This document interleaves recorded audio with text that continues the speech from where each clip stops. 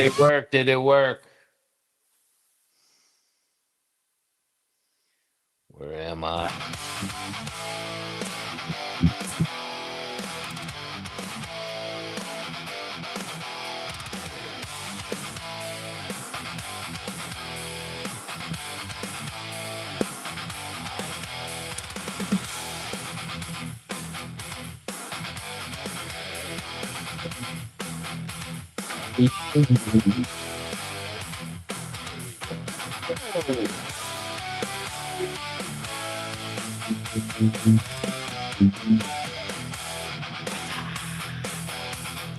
What's up, everybody?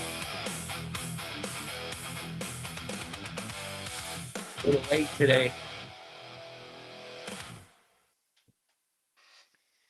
Is there anybody out there? I see one.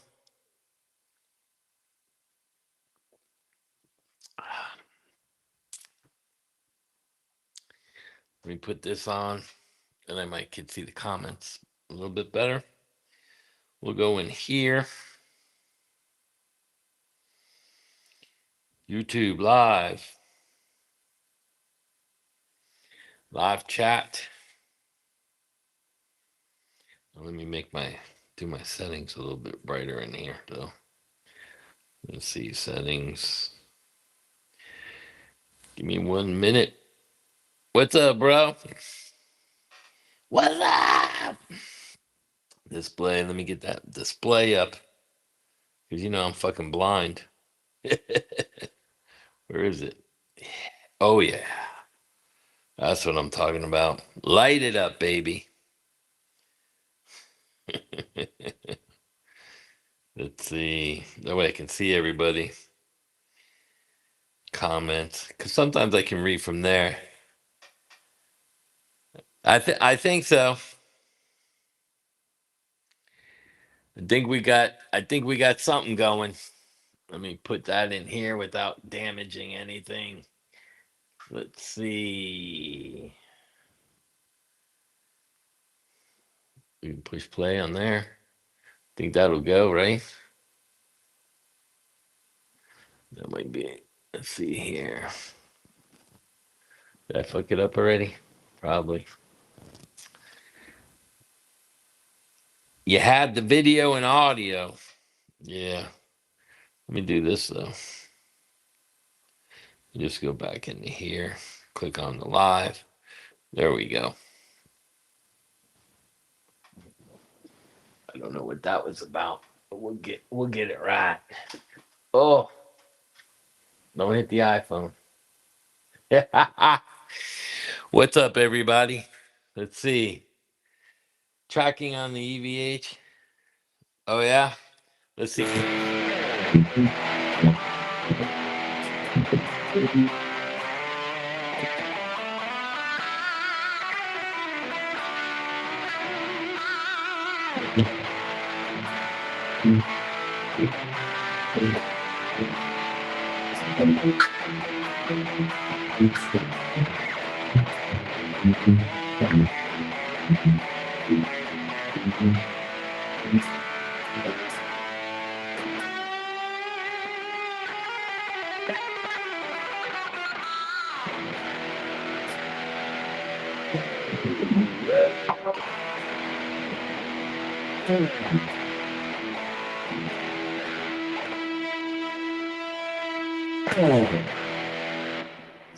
I'm clipping.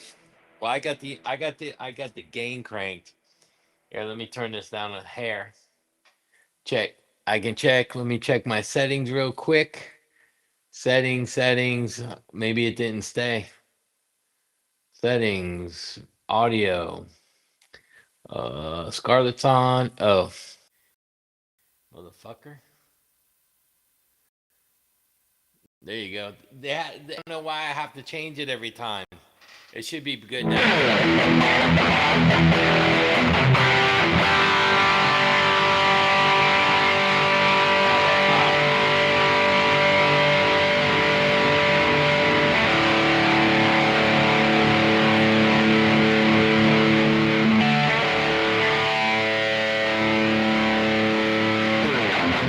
Is that too low or is that hot?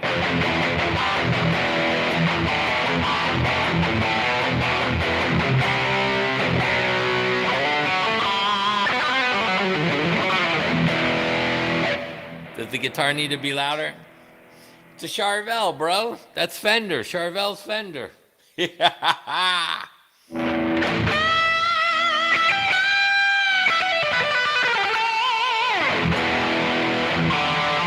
Check, check.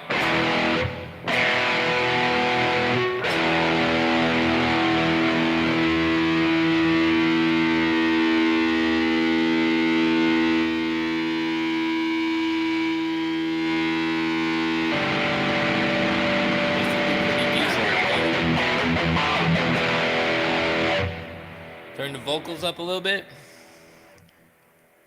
Check, check, check, check. That's redline. I could do the overall output.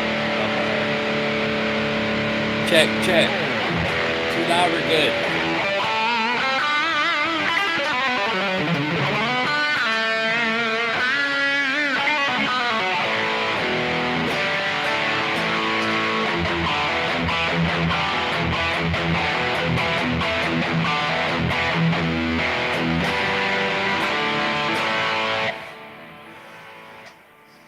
Think we're good.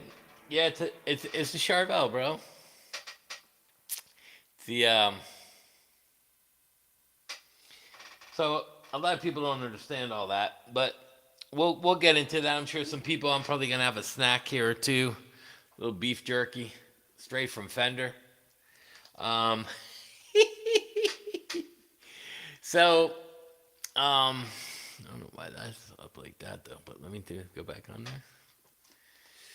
Let's see. Nice. Sounds great.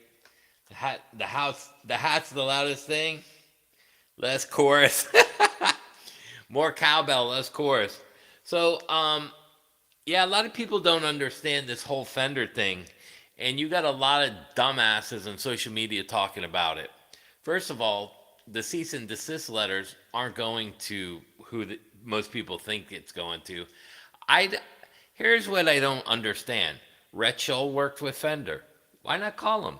Phil McKnight. Guitar Center sells a lot of fucking Fenders. I thought the CEO was your friend. Why didn't you call him? Because I think Guitar Center has a big stake in this as well. What's up, Jamie? Oh, you're not late, Mark. There you go. So here's the thing about Fender. Let's say you put Fender out of business or you hurt them.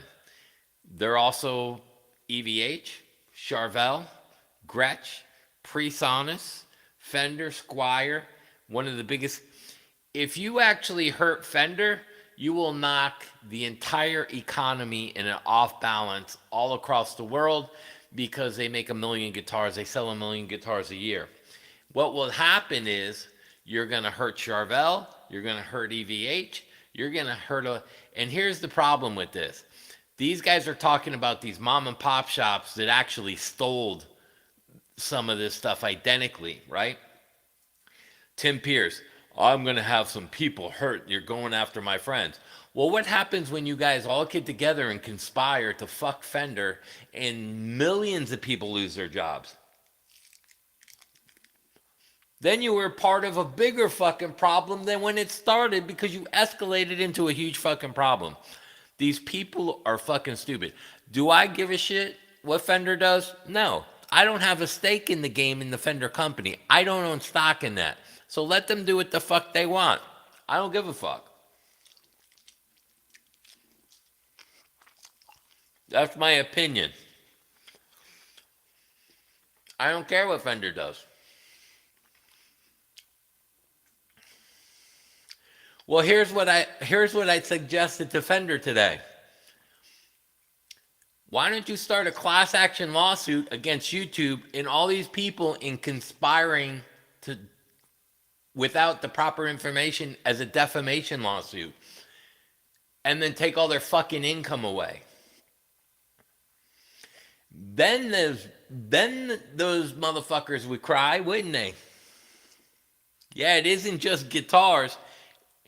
The Fender pedal boards, the Fender amps, Do you know how devastating that would be globally? Did these people even think of it? No, because they're fucking idiots that never could do anything, so they have to have a social media page because they weren't fucking successful at what they were good at, whether it was a luthier or whatever. So they hit it big when COVID came around. But these people should keep their fucking mouth shut. Plain and simple. Do I care if Fender sues Tom Anderson? No. I care if Fender sues fucking Alibaba for bringing in fakes? No. Are they going after Ibanez like Phil said? Absolutely not. Number one, Ibanez isn't a United States guitar manufacturer. And like I showed in the video, if you change the contouring of a body, an S style guitar means not a Stratocaster body shape, a Stratocaster style. Now you can change the horns, you can change the body contours, you can change the pickup configuration, the knobs, the string through. You can do a lot of that. But see, these fucking idiots on here have no idea concept of what a luthier has to do to make it his own product. And you can't. Now I heard somebody say something. Was it Boston guy about it's aesthetics only? So they can't do nothing about it because it's not a physical feature that's functional. So you're telling me Toyota can take the fucking body shape of a Lamborghini, put Toyota on it, and it's okay? Because general domain is 4 tires and a fucking body on a frame for a car, right? So does that give Toyota the right to take the fucking Lamborghini body style? It's not functional. It's aesthetic. Your style custom guitars are safe? Yeah.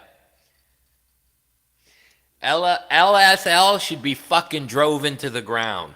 If you make an exact copy, and I got pictures of their copy, and Fender has taken their spec sheets off Reverb. See, this is where people don't understand. I know Reverb is taking the spec sheets because Fender's a part of Servco. They're taking those spec sheets with the pictures and they're gonna fucking ram it right up LSL's ass. I don't give 2 fucks about LSL. They're not a fucking legendary company either. They're fucking they're near Fender in California making Moneric ain't making fucking Strat copies. I think LSL should fucking be fucking annihilated, wiped off the map as a luthier. Why? Because their stupidity. Yeah, Ibanez is great. Charvel's great. Jackson, these see this PV over here? That's got 2 horns. It's an S style shape, but it's not built like a fucking Fender Stratocaster. And they're not going after PRS. They're not going after Ibanez. And here's where people get the law mixed up.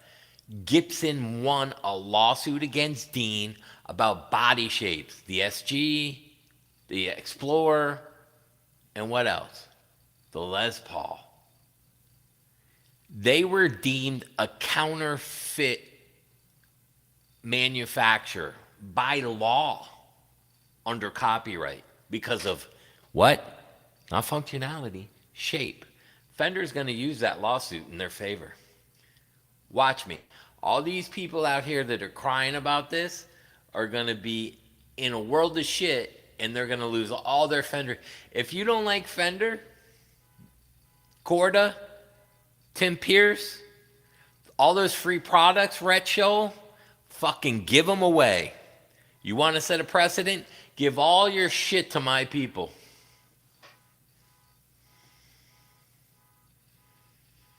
Yeah, some of them call them Stratocasters. LSL says Stratocaster right on there. Avocado Stratocaster. You can't say that. It's a blatant ripoff. And the specs are identical. No fucking way. Charvel's in a copy, but they own it. I stand with fucking Fender. What's up, John? What's up, Gene? Gene, I'll call you tomorrow, buddy, all right?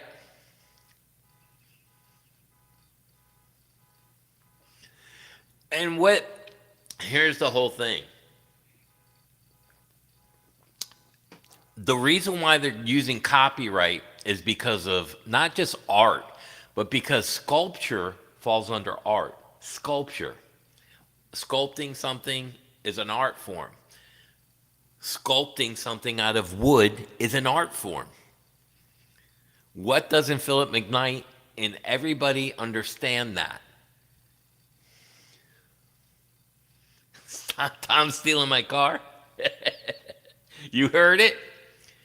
Could be. I hope he ain't. This is what I love about these people that understand copyright law and sculpture. Now, can you take a sculpture or an idea and have it influence your idea? Absolutely.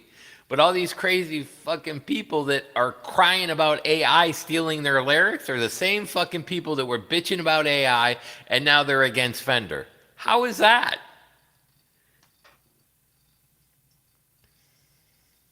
Bad Brad headline. Yeah, he did a video. I think he got mad at me because he was walking today, and I didn't get time for people that call you out, and it's a bad look about you. Fuck off. It's a bad look when you fucking lie, Bad Brad. I'm sick of these fucking people. I'm angry tonight. I'm fucking angry. Bad Brad can shove it up his ass with his bullshit lies. He wasn't even there in the fucking mid 80s when everything was happening. He was there in 89, 90. And then he talks about fucking wedding bands and fucking Zoom conferences calls that didn't even fucking happen. And then, oh, we had to roll our fucking cabinets through puke and piss in Broad Street, main Broadway in Nashville. Those clubs have fucking load-in areas where you pull your car up, dump your gear, put your flashers on, and push your gear in the back door. All bullshit fucking lies. Really? You know why he does that? Because 99% of the people that watch him never played fucking Nashville. What's up, too? Jerry? McButts, too, yeah. So here's the problem I have with Philip McKnight. You're friends with the CEO of Guitar Center, that when all these guys band together and you're talking shit about Fender, you're going to hurt your friend from Guitar Center and wreck their sales because you want to get all these people in an uproar? You should get sued because you're messing with people's livelihoods and conspiring to without thinking about it long term. You're thinking about it feelings instead of the outcome of what that can do. Fender went too far? No, I don't think they did. I think Fender's 100% right. Fender created the Stratocaster, and how come companies like Ibanez were never sued for that? Because the body shape is not 100% the same. It's like a 30% difference. You see, let's look at a Fender.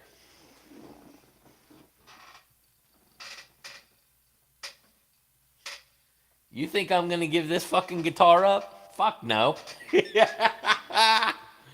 Let's look at this bad boy.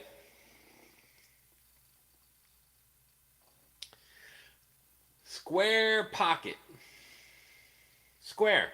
No wrong, no heel joint, no access, no contour here, no contour here. Got a little bit of a contour here. The horns are very thick here, and they're not deep. Right?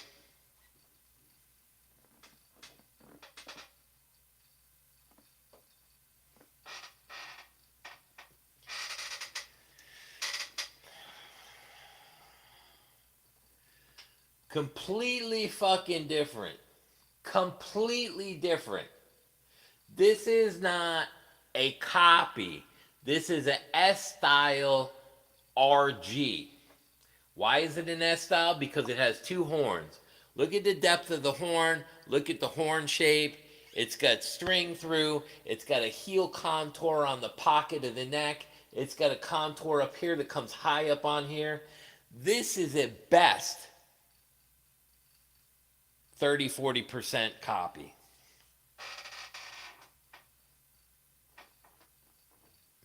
At best.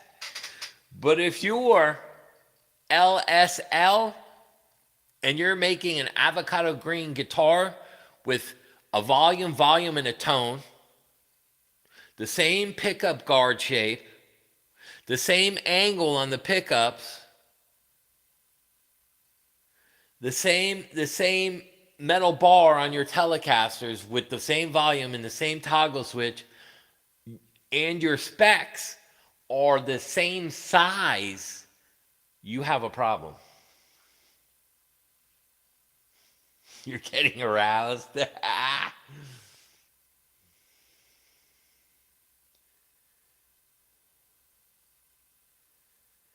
You've never played Nashville, yeah? Yeah, absolutely. And he's getting mad because he gets called out and then wants to say ignore it. No, people, you know what? People should fucking start boycotting lying motherfucking YouTubers. How's that? What is Rhett Scholl and all I'm saying? Hurt him in the pocket. Boycott them. Stop watching them until they fucking tell the truth. Yeah, it's a huge difference, right, Jamie?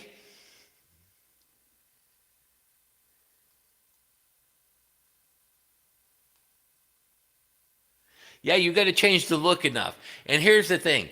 I don't I only think they went after SLL because they are an exact copy. They're not going after every luthier. They're not going after Kiesel. Kiesel does not make an exact strat copy. My Kiesel Areas is nowhere even close to that. Even the contours on the front, totally different. Now, if Kiesel's doing this, why wouldn't other companies follow suit and try to make something a little bit different and appealing? Stratocaster is a legendary fixture. It has a certain look. Do I think PRS maybe went a little too far with the Silver Sky? Yeah, but let's say PRS has a license with Fender to build the Silver Sky. I'm good with that. Yeah, they want retribution. Fuck them. Let's see. Nashville has loading zones, but you usually get congested to musicians. Yeah. Well, that's when you send your buddy in there early, and you get there a little early when you have a little dinner or food, and you get your buddy to block the spot, put some fucking cones out. I mean, I've done loading gigs all around. You know what it's like to do in spring break in downtown Fort Lauderdale? Fucking Nashville is not even close to that amount of people. I never had a problem. And I had to go up 4 flights of stairs into Lulu's Bait Shack. Never had a fucking problem.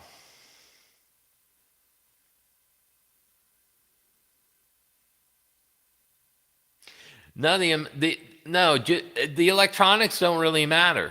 It's the shape, sculpture, shape, art, sculpture. It's like if you take, I don't know, what's a famous sculpture? I'm not into art. Um, what would be a famous sculpture? Like Statue of Liberty is a sculpture. It's a building, but in itself is a sculpture, right? Or what's a good art sculpture? I don't know. I'm not into art. That's like fucking Saudi Arabia taking our fucking Statue of Liberty and put one up in their fucking neck of the woods. Isn't that kind of stupid? Find your own motherfucking sculpture.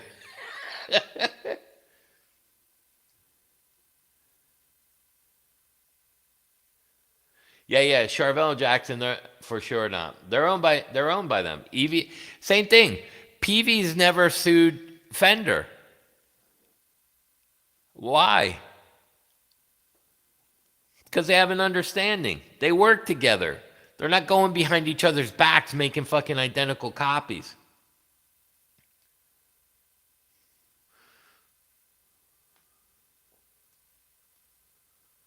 Seafood in coastal towns. You started that back in the state. Man, they're coming in fast. You guys are coming in hot, man. Palm Bay area. Palm Bay is beautiful. David? Oh, yeah. The thinker. Spring break in Florida is fucking massive. They have to shut down some of the... Oh, a statue of David. They used to shut down the strip.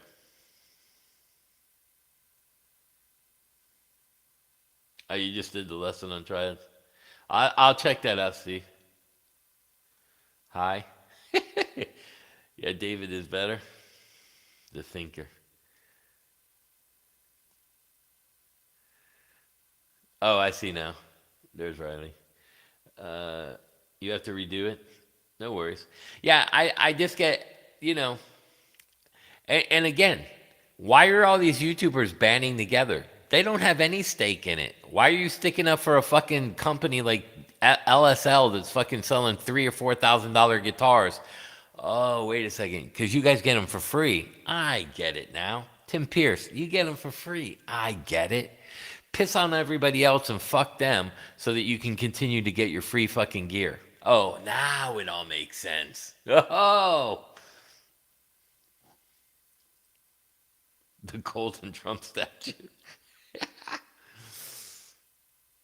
Yeah, I mean, it just becomes stupid at some point. You know, it's like, I don't know. I don't even really know sculptures. Is there any like what is a famous sculpture in you know in the United States? Or is there one? Oh, the statue. It's the statue of David and Thomas VII. That would be Bad Brad with his fucking shirt off, walking once a week, thinking he's gonna lose weight. Go hire a fucking workout guy. 2 45-minute sessions a day, 7 days a week, and then you'll lose weight and stay in shape. Walking once or twice a week ain't gonna fucking help you, Bad Brad. Gene, tell him. Tell him what it takes to get your fucking cardio in shape.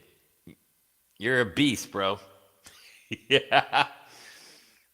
The Elbow Room, Summers, Candy, yeah. Oh, dude, there were so many places. It was ridiculous.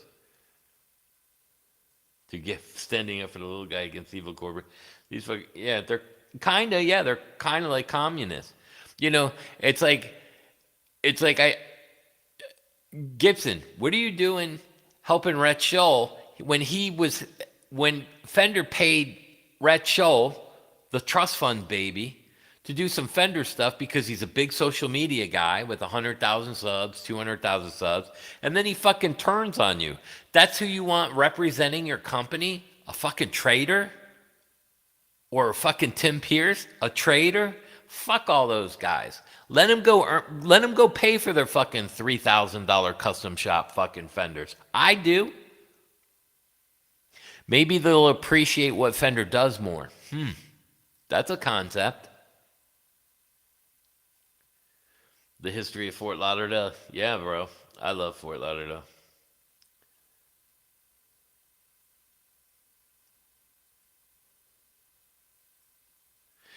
He just did an anti-Fender video, jumping on the bandwagon when last week all he was doing was shilling the fucking Godzilla guitar.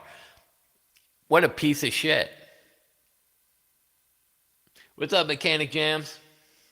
I don't play that fucking game. I have no stake. I don't get free gear. I don't do anything that I ask for favors, because then when you go against it, you look like a crackpot. The Godzilla guitar is fucking awesome. Fuck Fender. And what the fuck is wrong with you? Yeah, 200,000 subs and he gets like fucking 30,000 views. Yeah, YouTube needs to fucking cut his account in half too.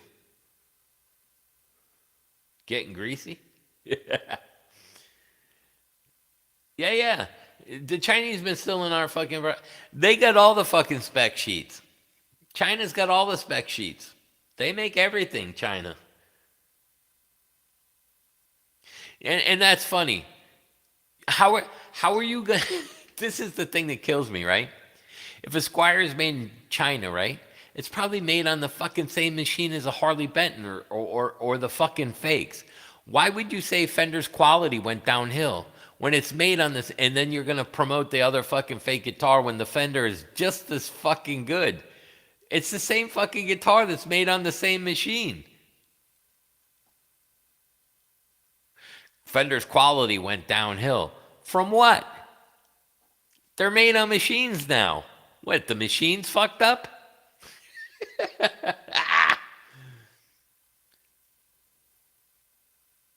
Oh, yeah, yeah, send me that. Too many bugs and gators in Florida? Yeah, the iguanas. It's not an anti-Fender video? You have the spec sheet? Team U Strat.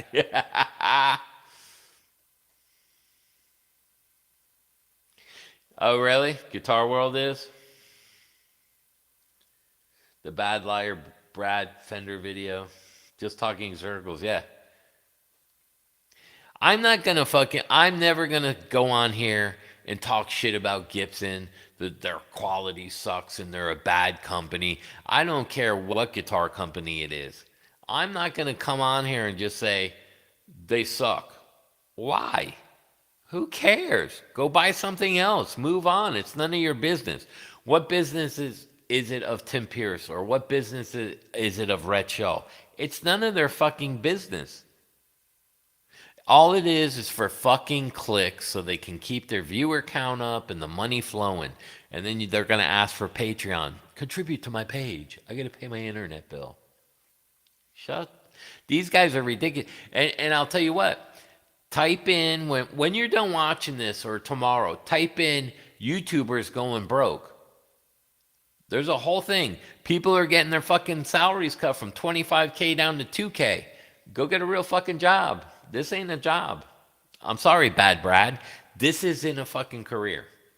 This is not a fucking career. You're not a fucking news anchor on fucking CNN or Fox. You're not. Last time I checked, there was no guitar. Guitar World and Guitar Player don't even do fucking magazines anymore because there's no money in it. And you want to come on social media and make a career out of what? Talking lies? It's fucking ridiculous. Yeah, he don't like criticism. And you know what? He calls this upon himself with me. He went after me first, talking shit. Now fuck him. That's what I say. You gotta move into my fucking state and talk and then give me fucking hell?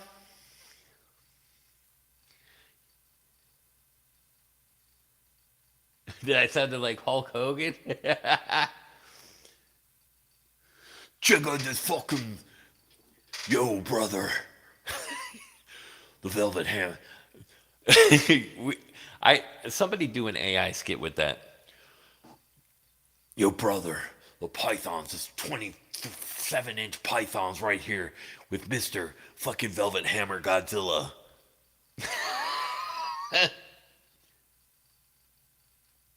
Yeah, I got banned from his channel.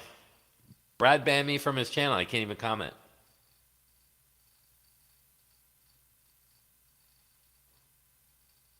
An SG standard?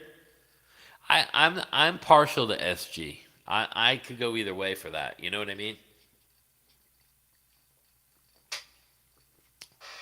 I guess you know what I should do. I should play the fucking the PV for you guys, so that you can hear it, the quality of it now. I found another NOS. Do I have my iPad? Yeah, I can show you guys pictures. I got pictures of an NOS, and I've never seen a body color like this.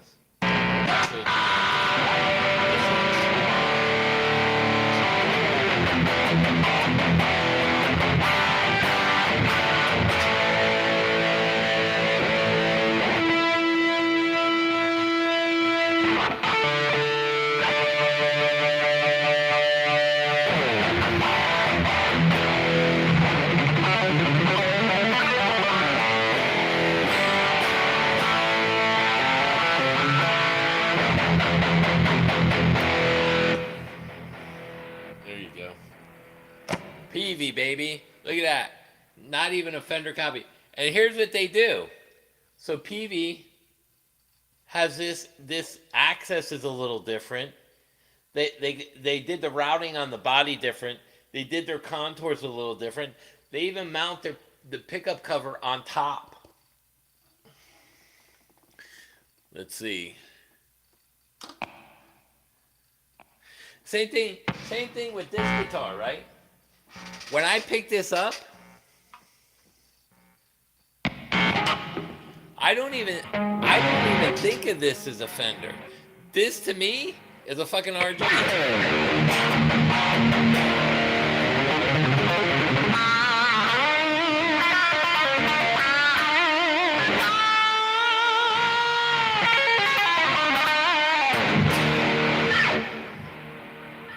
Like to me, that's an RG. That's not even a Fender. It's not even close. Let me see. I got some pictures for you.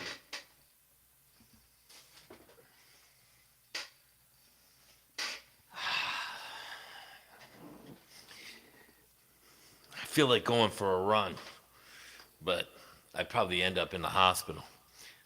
Couldn't run past my driveway. Let's see. Let's see what we got here. And let me know how the music sounds. Let me see.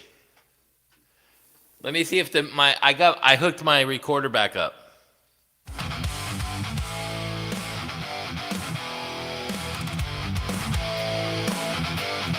Hey Gene, here you go, some original music.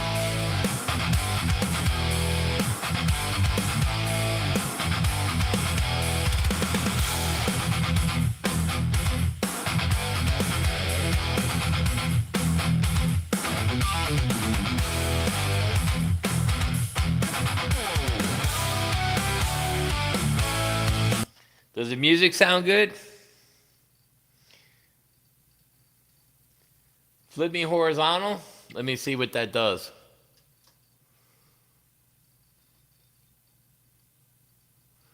I don't know if that'll do anything. So I got some, here's some pictures. Let me click on this one. There's two PV NOSs. One is the EVH up here, but this is a PV NOS. It's like got a burl top, but it's got like a red or brown with a gray in it. Can you see that right there? That's a 1 of 400 right there. There's only 400 of those made as well.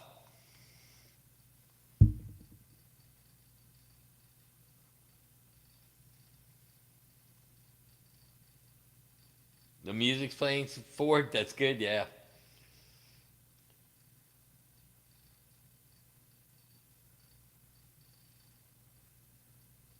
I'm playing guitar left-handed. I don't know. Let me see. I don't know how to look at that on the camera. Should be on. I don't know. Should be on my right side, right?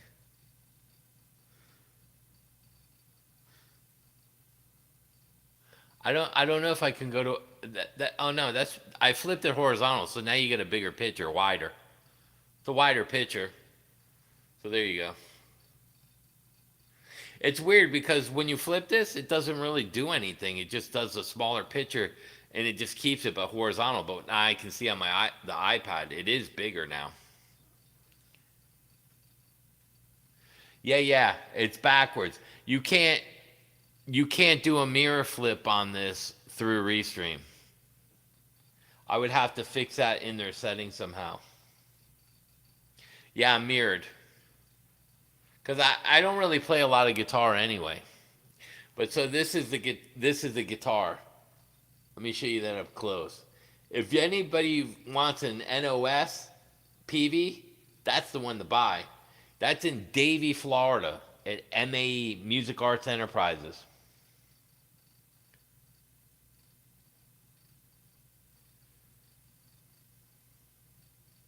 Yeah, I can change it, but I don't know if I can change it in here. Let me look at camera settings. Let's see, video.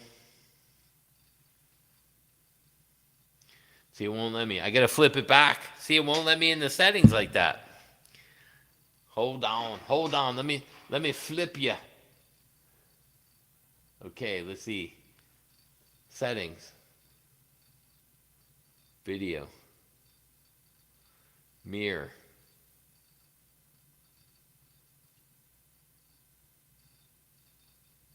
Let me see what happens when I take that off.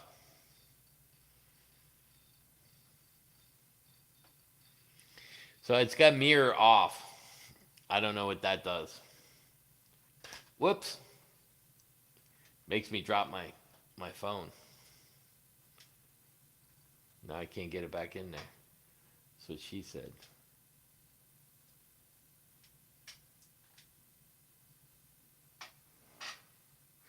So if that, let me see what it looks like if I hold a guitar up.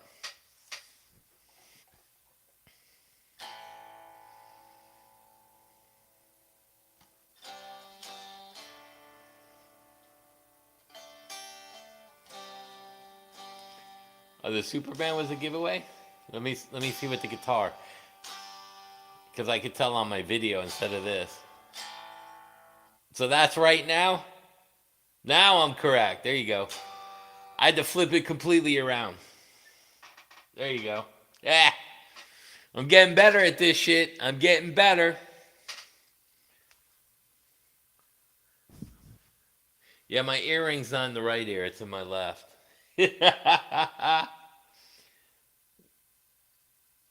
Yeah, I'm a novice, Deer Creek. Yeah, now I'm playing the right direction. Thanks, Riley. Back to normal. Hey, Allison. Don't change that view. Now you're playing with power.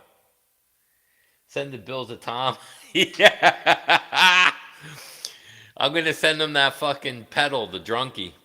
Dude, I don't know if you noticed. If you look at that pedal in the video, the knobs are all crooked, and the bottom knob says regret knob. Jerry pointed that out to me.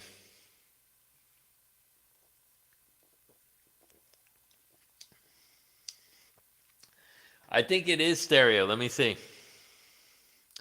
That says stereo. Oh, wait. Wait. I got to flip you again. Let me see if it saved it. I know where to go now. Audio. Settings. Let's see.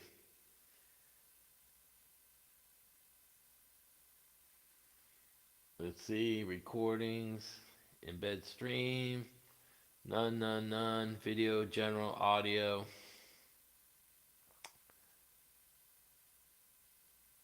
Oh, it's not in that one. Let me see. I don't know. I'll get better at that. There is a thing in there. The regret knob. It goes to 11. Yeah. So like, again, all these people are giving up their fucking Strat. I wish Nick Corda, anyone that's got Fender and they want to boycott Fender, they should send all my people. Come on here and start sending your products. I'll take another Fender Tone Master. Send all your products to us. You know what I'm saying?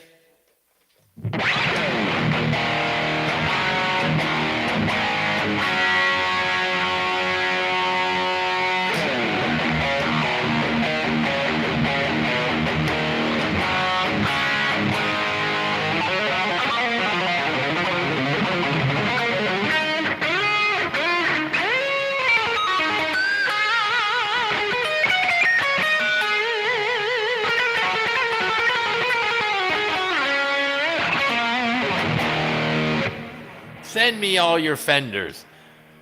Send me your Fenders. Yeah, it's widescreen now too, so I look fatter. No, that's not a real pedal. It's AI. Me and Jerry are crafty. He did it first, and then I did it on chat. I like the Zach troll pedal too. A baby puke pedal. Oh my god, dude! Somebody do an AI baby puke guitar AI picture. Yeah, they're panned. But there is another setting. The problem with Restream, it doesn't save your settings. So I had to go back in, add Scarlett, add this, take the echo off because they said it was clipping a little. I don't know why you got to do that, but I got to remember where stereo is. There is a stereo setting in there as well, but it's only the second live stream with this. So yeah, it's way much better. Yeah, Jerry made his on Grok. I made mine on Chat. Yeah, the fucking Fender Tone Master is a really good product, man. Because they're licensed for what? Fender amps, because they own it, and the EVH heads. Their EVH and Fender amps in the Fender Tone Master are better than anything you can get if you love Fender and EVH. It could be in stereo.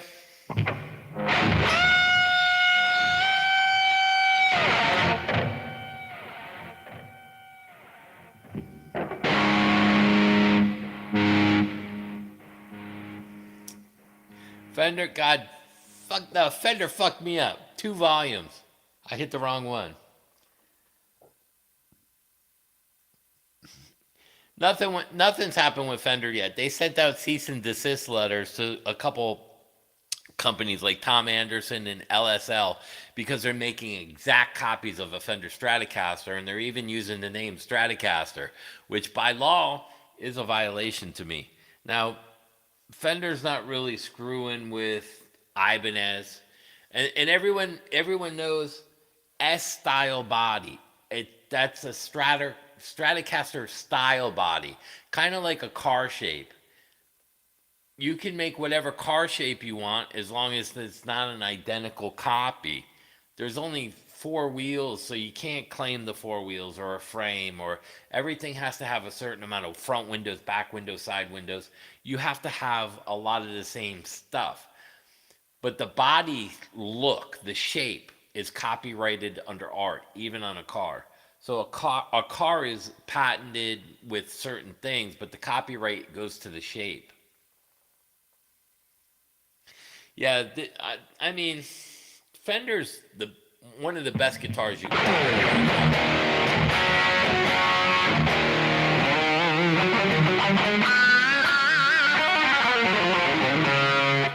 Fender's been on more albums and hits than any. So out of all the guitars that I played, this and the Kiesel guitar have been on more number one songs than any other guitar I've ever owned or anybody that I know as far as guitars used on like hit songs or any of that kind of stuff. Stradivarius could sue Fender for the name Strat. Yeah.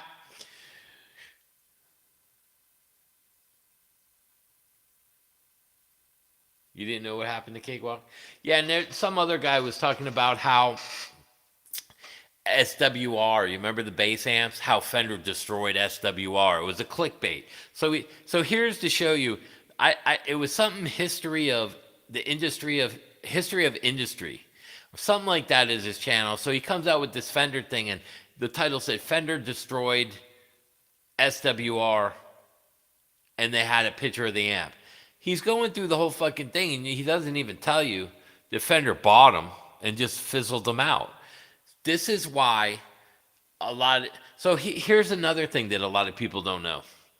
If Fender went after every luthier company, they can't do it as a class action lawsuit. It has to be a single lawsuit per each person. It's not class action because because their body shapes aren't identical to each other. You would have to sue them individually, which means that Fender would have to spend millions, like $100 million, just to sue. They understand that. That's why they're only going after a certain amount. They don't like that LSL did an exact copy and they're trying to sell it for $3,500 when you can buy it one of their guitars, which is probably built just as good, and it's cheaper. but I don't think they're actually concerned so much about them. It's the Squire line because you have to look what sells most out of Fender. It's the cheaper line, the Squire, the Squire line. Fender makes a lot of new Squires. Squire has been around forever. It's the cheapest part of a Fender, unless you buy one of those Fender combo kits.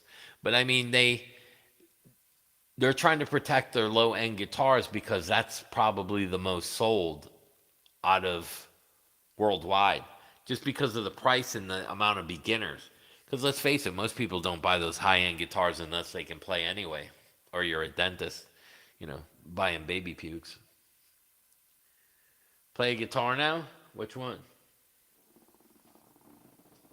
Here, let's play the Charvel.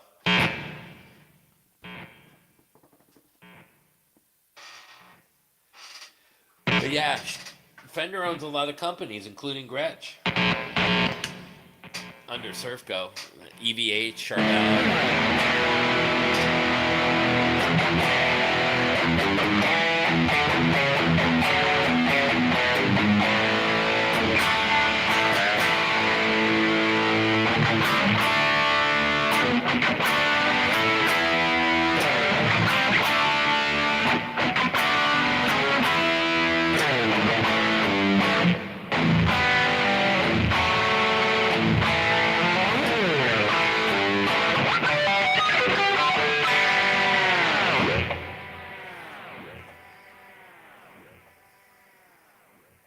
You got echo coming from both channels?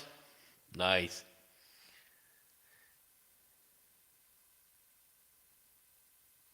On the SG style? Oh, they had to change the shape of the upper horn a little? There you go.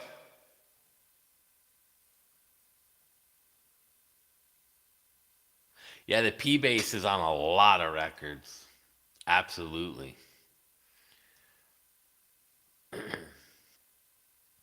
What's the green guitar with the black pickguard? This, that's a Schecter Super Shredder. Again, it's a different design. The contours. You know, their horns are more pointy. The contours are a little different. It's got toggles on it. It's set up completely different. And it's got this. You're talking about this one, right? So again, the heel access. See how they got the screws in a different spot, and it's contoured right in here into the pocket. Then they got this over that. It's rounded with the neck, and the neck is rounded in there. And you can see the compartments, and they're not using a Fender jack. They got a volume and a tone, and then they got the for the Sustainiac on there. Even though it's an S style guitar, it's similar S style, but it's not the exact specs, and it's bigger too.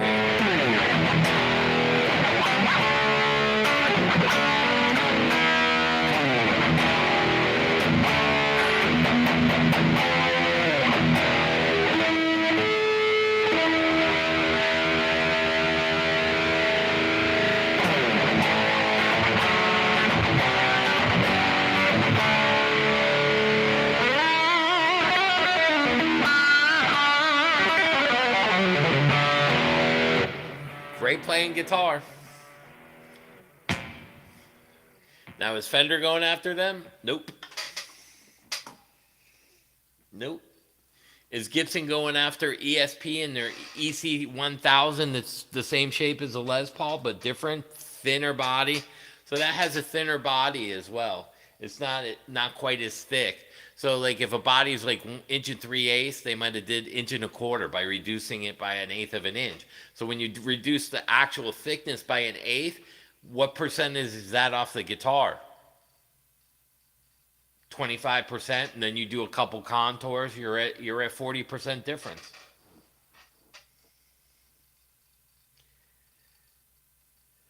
From the Turtles, Ninja Turtles, nice.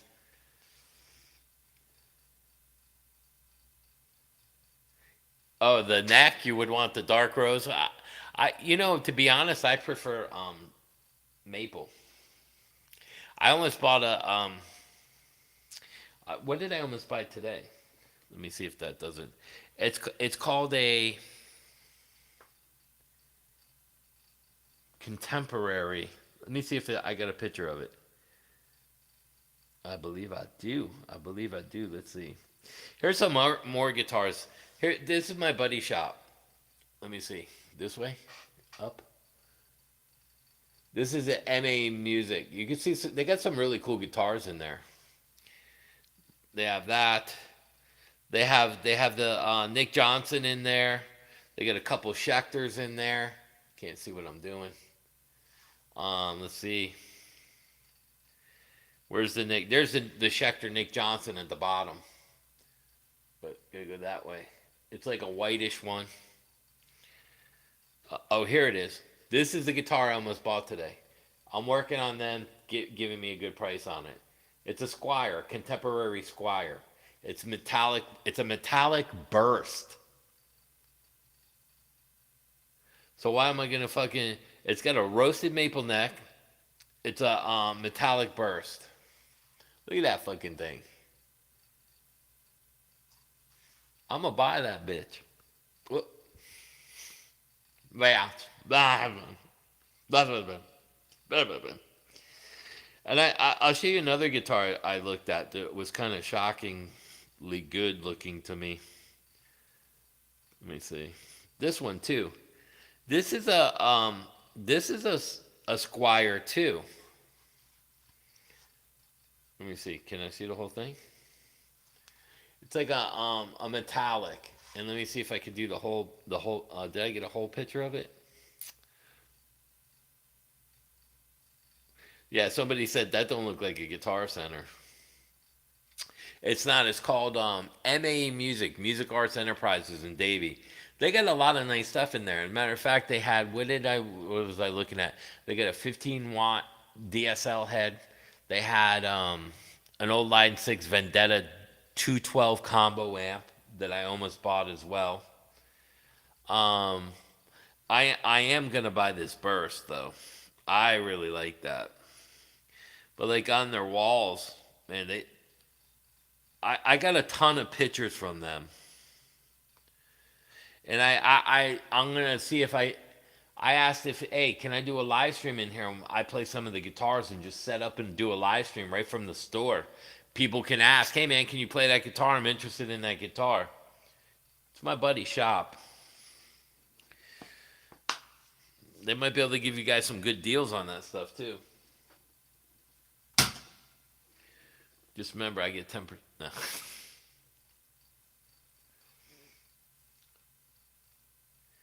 Is it a humbucker or two single coils? Never seen. It's a humbucker. Oh, you mean the contemporary? Which one? I just threw the iPad. Yeah. Oh, that metallic. Oh yeah, the pictures. Yeah, yeah, yeah.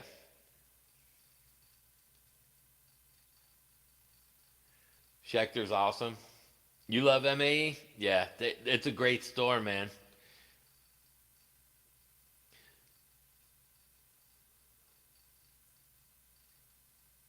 Yeah, the Schecters play really well. Yeah, and to be honest, I rather play a GNL than a Fender. I love GNL guitars. I think that they have better pickups. I think they sound and play better. That's just my opinion of it. But again, because I own GNLs, but I'm not gonna say, oh, GNL is way better. Fuck Fender. I'm not gonna do that. Again, I have no stake in Fender. I don't want any guitar company to fail unless they're a blatant ripoff. Kind of like the social media people. I don't care if they're honest and tell the truth. Like I was on Wings of Pegasus the other day. This guy thinks that he knows theory, so I started bombing him with theory. He got flustered. It's a little complicated. And then he cut the live stream off. I'm like, you phony motherfucker. You're gonna change your name to John Pearson? No, I'm John Pearson. Will the real John Pearson stand up? Please stand up. Yeah, both are great bands and brands.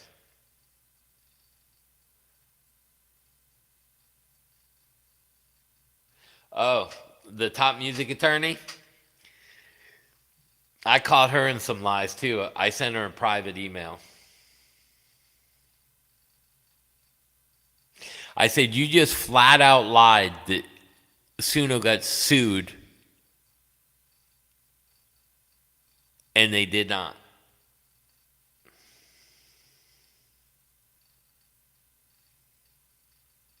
Yeah, I watch her when her stuff pops up.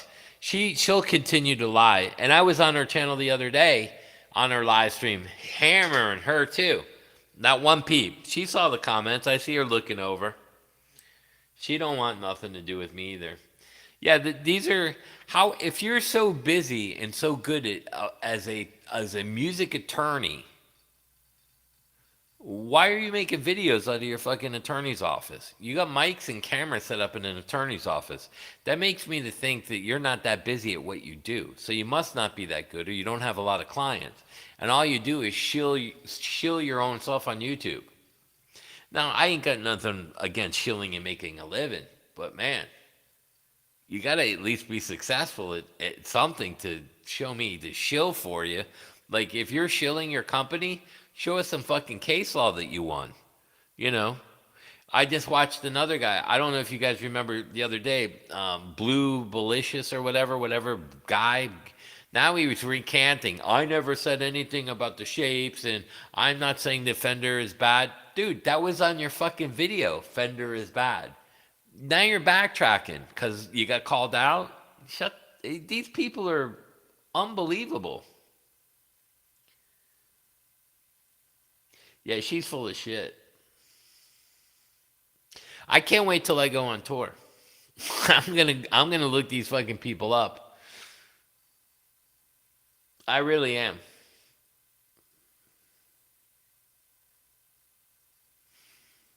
It's like Bad Brad. You come into Florida, my state, and you're gonna fucking bullshit everybody. Just like he said.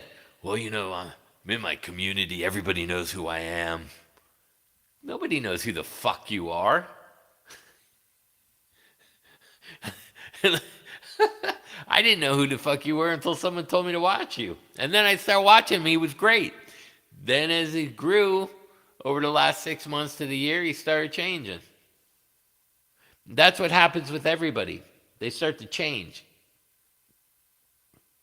They and it's one after another. Once one guy, it's like follow the leader. When one guy starts to say Fender's doing this and doing that, what are they doing?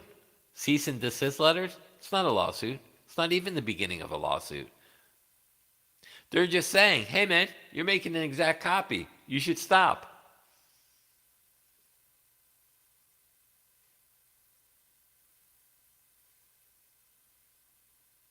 Rob Riggle.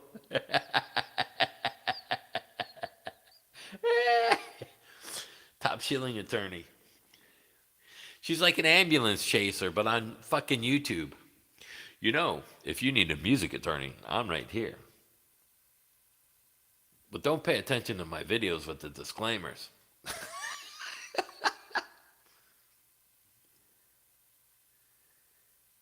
Yeah. I gotta pay my internet bill. You can contribute to that Patreon down there or my 6-pack fund.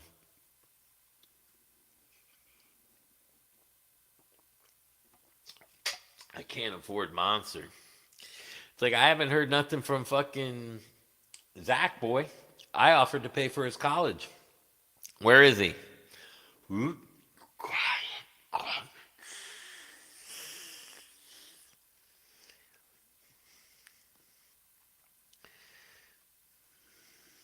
Why YouTube creators keep on?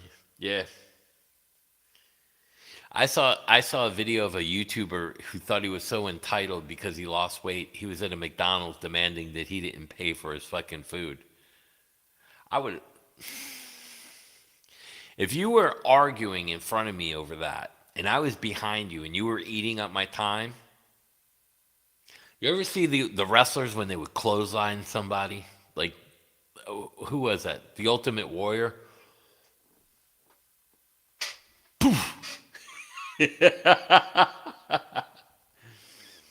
I'd be like, listen, I ain't got fucking time for you to argue that your ass needs a fucking Happy Meal. Get the fuck out of the line.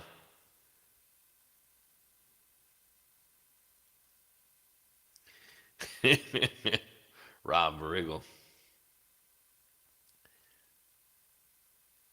Too funny.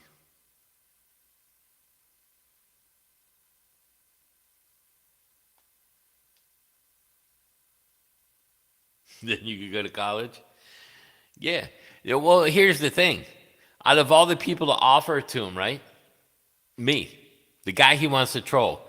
Did Tom offer that? No. Did Andy Wood offer that? No. Did his mom or dad offer it? No. His job? No.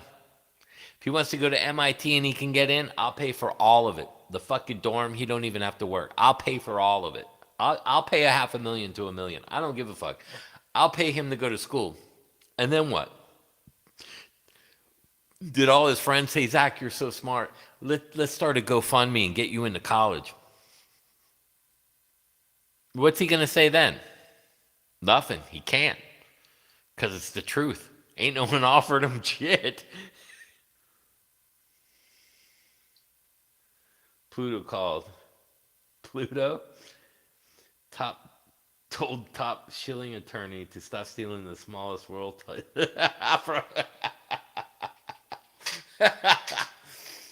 Oh my god. That's funny. Who's so arrogant to name their channel Top Music Attorney? Top. That's like Dave Spitz from Sabbath when he was doing Law going, the Black Sabbath music attorney. You know how moronic that would sound? That it's just about you?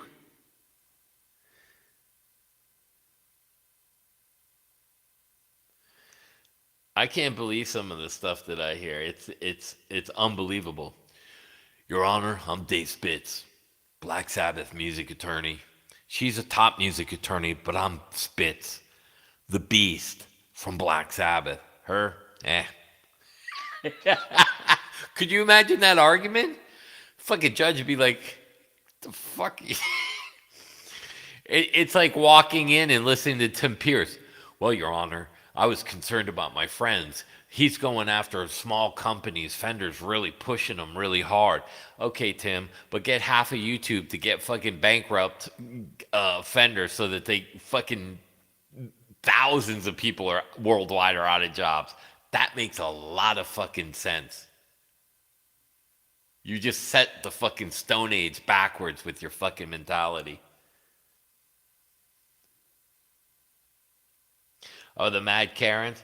Hey, you know who? What's his name? I hate his guts. I got Wes Watson here. I got that kid that's always in trouble. He's got his bodyguard stepping in. He lives by me.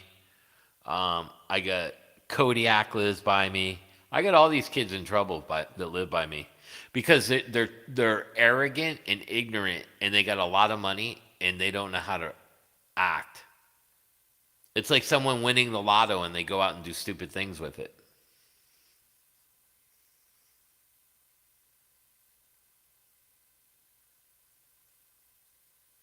It should be called Look at Me Tube. Yeah. Oh, the judge is offended. Tony? She automatically loses. Yeah. Yeah, Dave's really cool. That's what I mean. Like everybody thinks because we played with these bands or that band that there are a lot of jerks and they let the egos get to the head. But Dave is a level-headed guy. He's a high IQ. He's an attorney. You know, I got musical degrees and I also have a degree in biology. Believe it or not.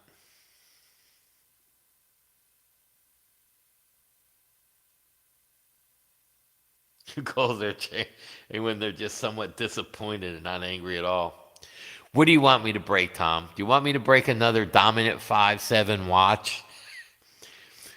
I just found that watch the other day, by the way. The Patek Philippe. I got to get that fixed.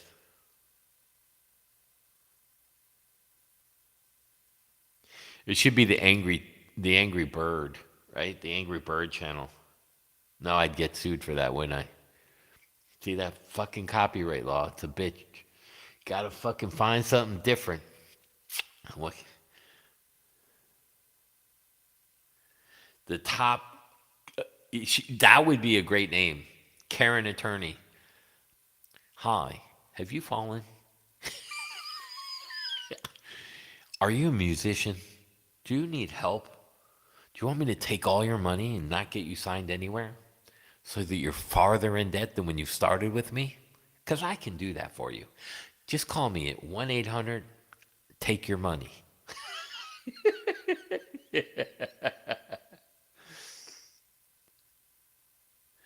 The DNA guitar fret markers? Those are in a vault.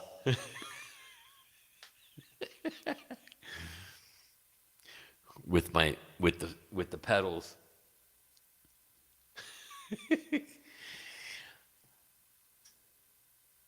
It's like Morgan and Morgan. You watch this. Hi. No, Your Honor, he was not there. And then he's like in line.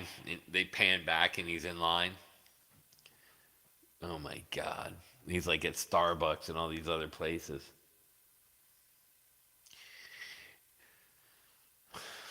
You know what's going to be funny? I'll tell you what's going to. I will. A lot of these people. I've said it before. Social media is a downfall, and it's on its way as a downfall. Because what happens is, YouTube is going in and they're cutting people, and now they're going to have to get jobs, and they're pissed off. And then some of the other ones, they get caught in lies. They fizzle out after a while because, it's like even me. I mean, I have only so much theory that I can teach. I can keep rehashing it and rehashing it and rehashing it, and I can keep showing you how to play over chord changes and stuff. But it becomes a point where you can just go back through my videos and watch the same shit. So that you have to move on and kind of create. It's like, So like I was watching Wings of Pegasus, right? Let's see. Let me grab this one. It's closer. I don't have to get off the chair.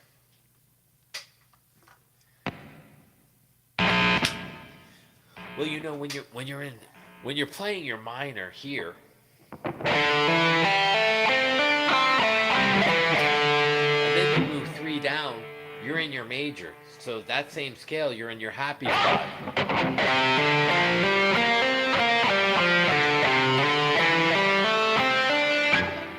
Yeah, but you're not really in A minor. The minor key would be here. So you're playing up here in B.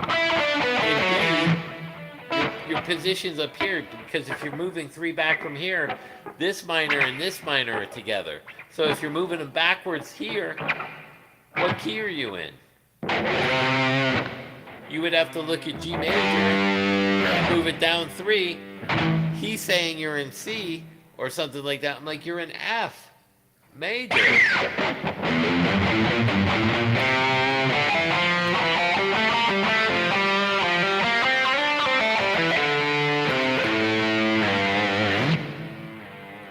Like I'm like, what are you saying?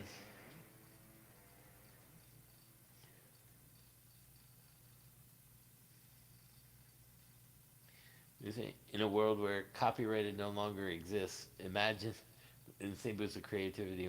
Yeah, yeah. I think it should be survival of the fittest. So like if you copy my song and I have the same song, the Velvet Hammer goes out around with my cape on.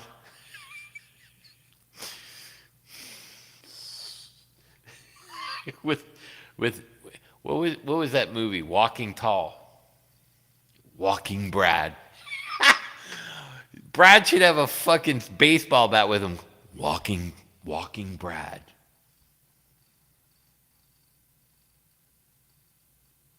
So yeah, some of the copyright laws are taken to the extreme. But at the same time, you have to stop and think. If you wrote fucking Sweet Child of Mine and somebody came out with a song that was only a 20% difference and they started taking your fucking royalties, would you get pissed? Yeah, you got a great channel, Gene, with beginner guitar junkies. And as you grow with your channel, because you're starting in a good spot in the beginner stages, I wouldn't even call you a beginner anymore. You're probably around intermediate. So like as you're getting better and better, people are going to grow and they're going to see your transformation.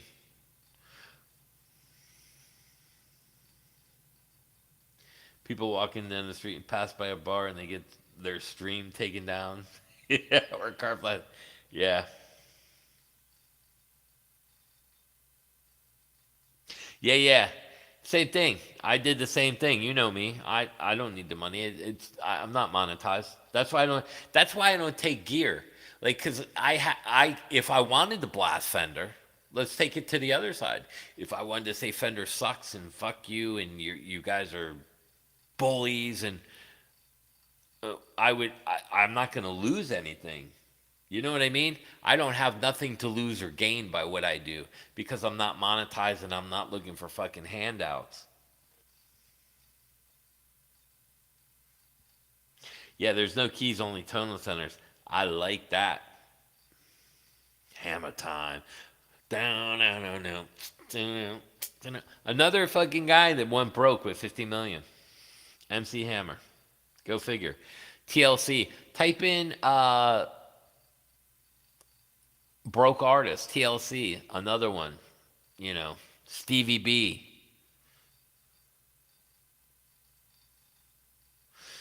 Yeah, I like the idea of having tonal centers because then it's more of a pattern and position moving.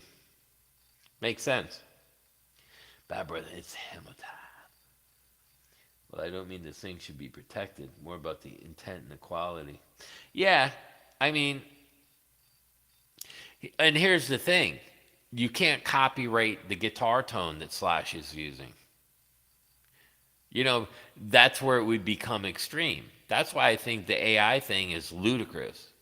Unless you're, like I say to Top Music Attorney, show me one fucking song that's identical. The only claim that it said is, yeah, it used unlicensed, copyrighted material to learn.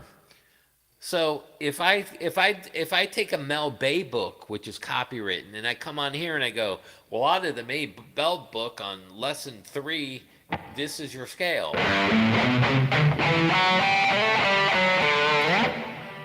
I'm giving you free copyrighted material, and I'm directly copying out of a book, and I'm using my YouTube channel to make money off of somebody else's research.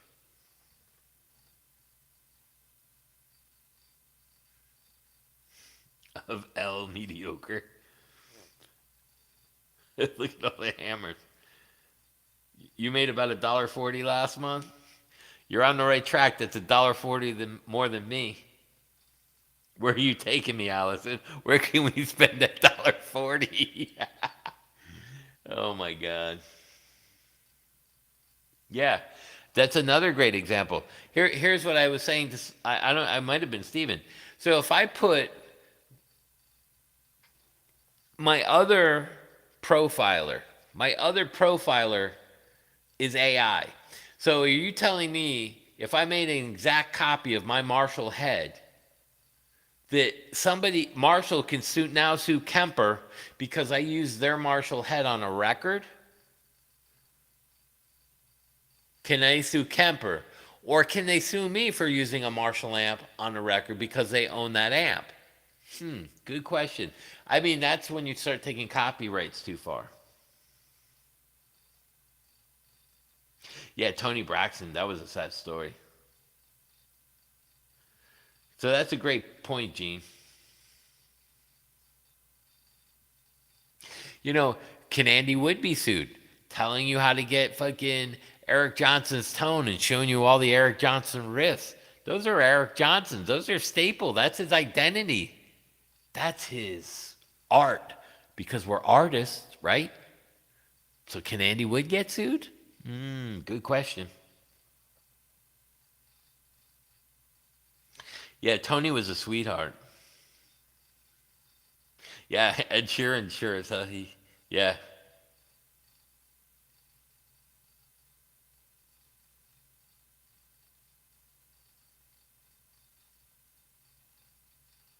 yeah. You're right about that. If you're really specific with AI, it'll tell you that statute of limitations.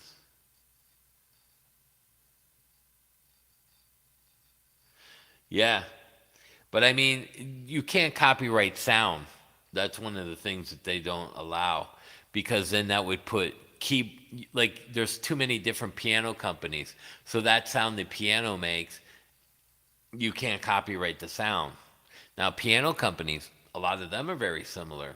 The P style piano. Why aren't they suing everybody? You know what I mean?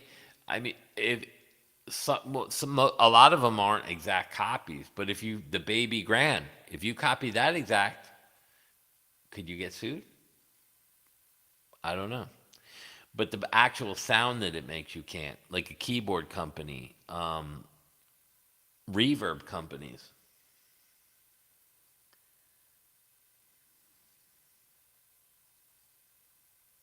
Yeah, AI. Yeah, so Gene, I did a Van Halen patch with using AI. So I did chat PGT whatever it's called, and I said, give me the Brown sound, Eddie Van Halen. So it did. Here, I'll put it on, but it's loud, so I'll have to turn it back down. Let's see.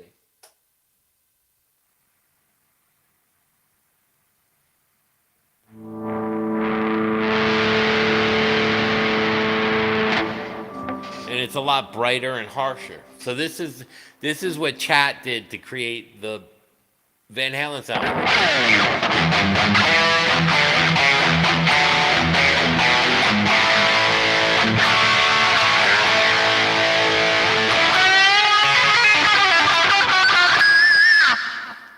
That's pretty good fucking copy. Now let me see. Now we add the phaser in.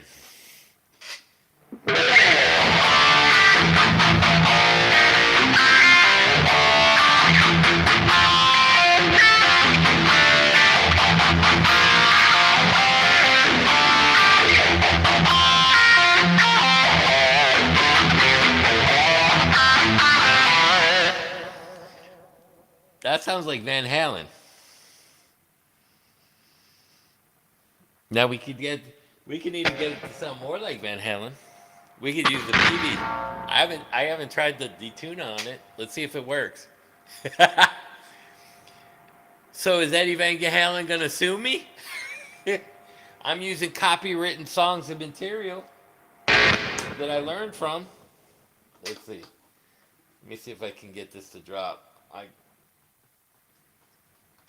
Let's see how good it is.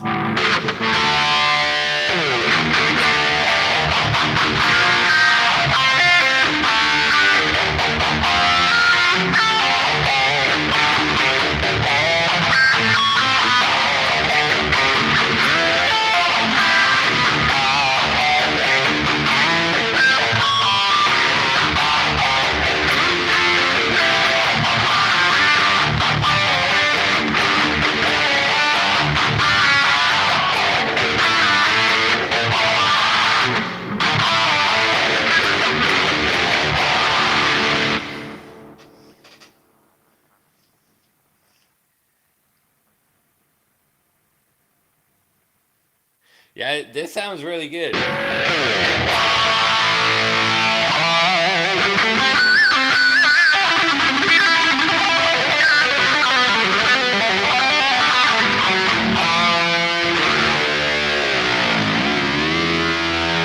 Gotta put that in. See how slick that was?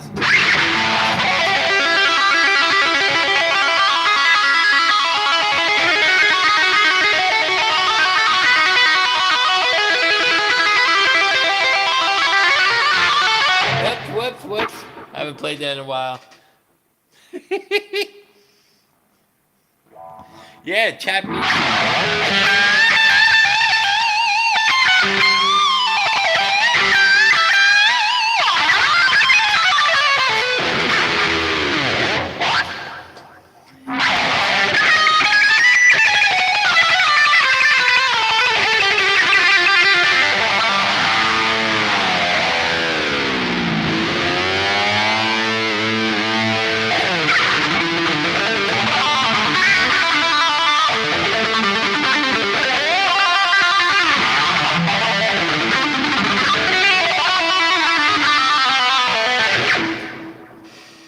haven't played that in a while. That was sloppy. But there you go. All chat. Plug this in that way we don't get no noise.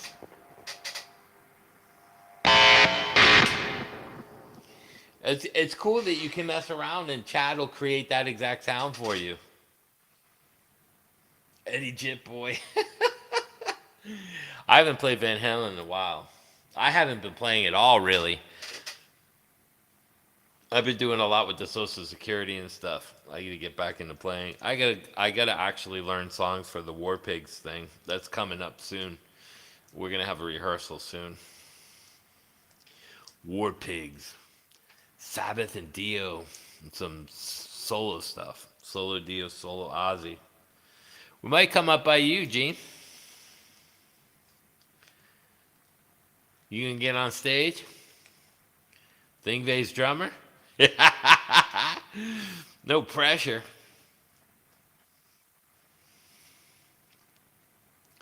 If we go up near like Atlanta, South Carolina, I'll get Joe Wenza, Joe, and maybe even the Butcher. Patrick is funny about that stuff though with the drums.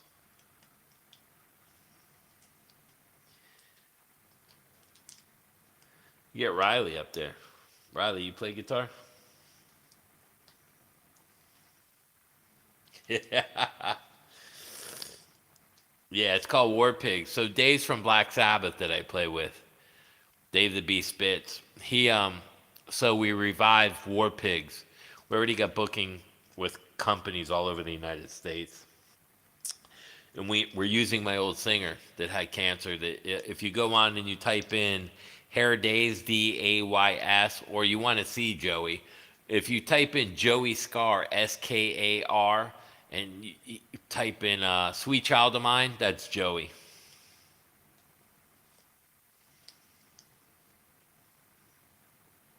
So we're gonna be doing the Sabbath with Dio and Ozzy. Then we're gonna do we'll do some Dio, solo Dio, like Holy Diver and Stand Up and Shout, and um, I don't know what else, but and then we'll do like Mob Rules, Neon Lights, all that Sabbath stuff, and then we'll do like NIB and Sweet Leaf and all that with the Ozzy stuff, and then we'll do like Over the Mountain and that kind of stuff. But we'll do stuff that most bands don't play, like Flying High Again, Over the Mountain, Bark at the Moon. Yeah, I think we're gonna go up as far as Maine, like maybe New York and stuff. I wouldn't mind going to Canada too.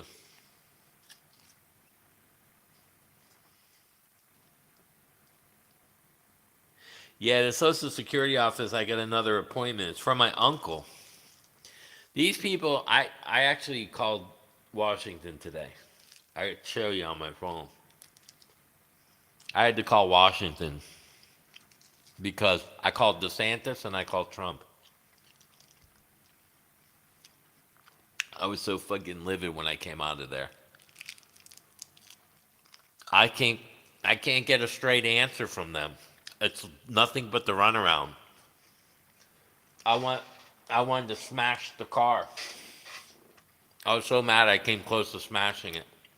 And then so I had a bad day.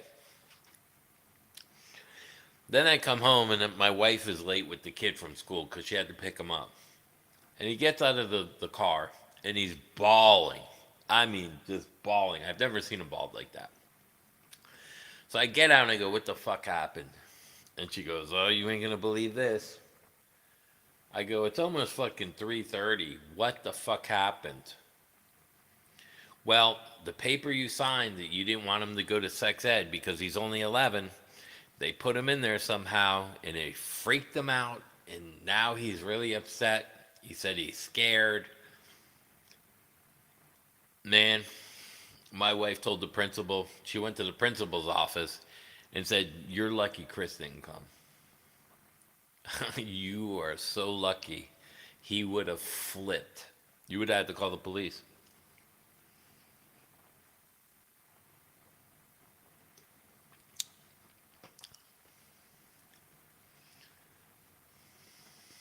The Trooper, the lead break. You mean the melody part? No Bone Movies. That's a good one. What are the B side? We'd probably play Shot in the Dark and maybe Bark at the Moon, Over the Mountain, Flying High Again, maybe something else. Oh, you could help me up in Canada? That'd be awesome, man.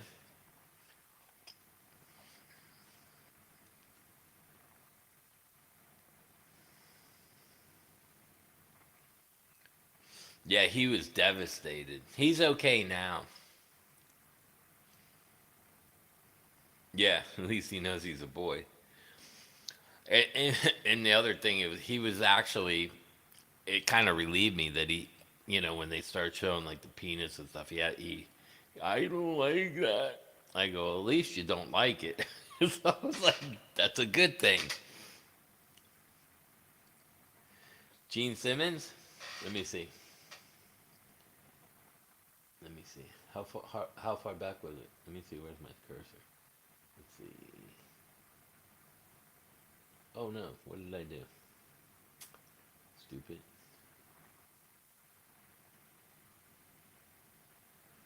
Come on, Chris. Get your stuff together, bro.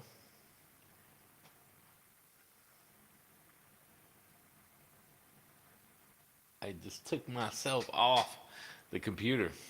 I'm back on. Let me see. Where's my cursor? I'm waiting for the comments. Shouldn't have done it that way. Let's see. No, it's not. It's the wrong way. That's why.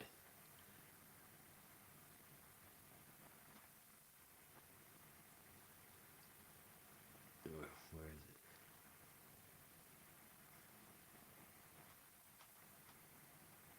Oh, won't let me go. Oh, it won't let me go far enough. Oh wait, I gotta go on here. This one. I'm on the wrong scrolling thing. I got it now.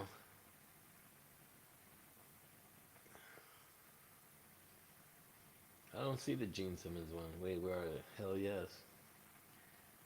Chad is a huge help. Tone patches.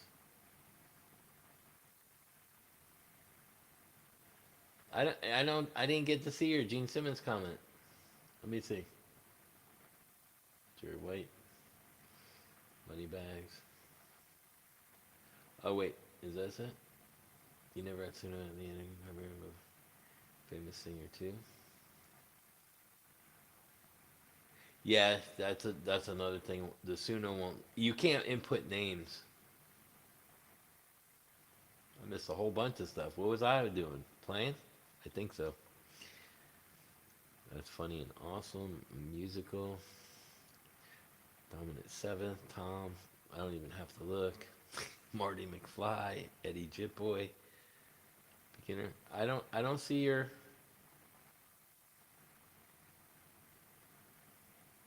You might have to put it up again. I don't see it. Poor kid. I don't see the Gene Simmons one. You might have to repost that for me. Yeah, I don't see it below the War Pigs. I wonder if something I might have something covering that. I don't know why. It's right below the War Pigs.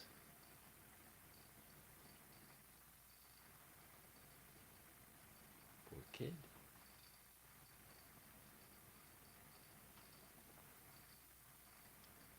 The one with your dad? No, sadly, but my dad did. My dad played guitar. Rest in peace. War Pigs.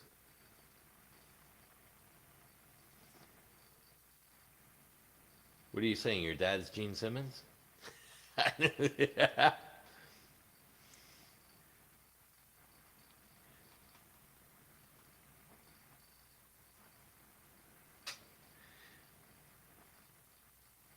Yeah. Ticketed items.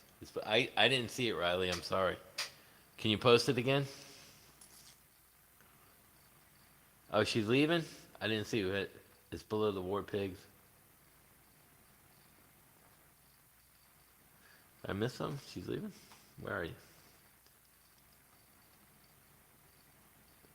Yeah, I didn't see the Gene Simmons post either.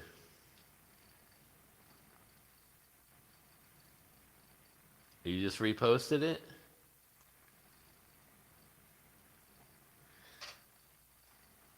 I still don't see it. I wonder if it's blocking you from me seeing it. That's so weird. Whisper it. I can't, I don't see it. I can still see it's above War Pigs, and then looking down, it's below the War Pigs, then Tom, then Brooklyn, Brooklyn, and then Allison, a musical, and then you.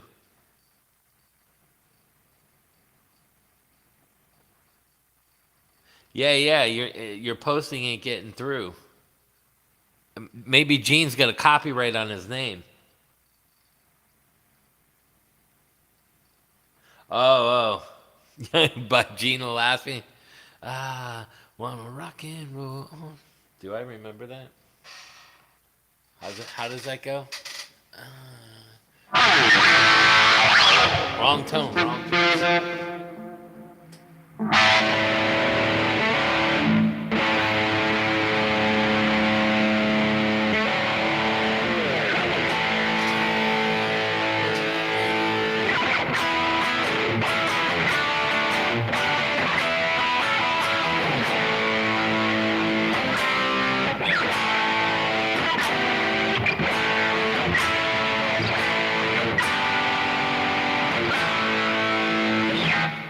I don't remember it.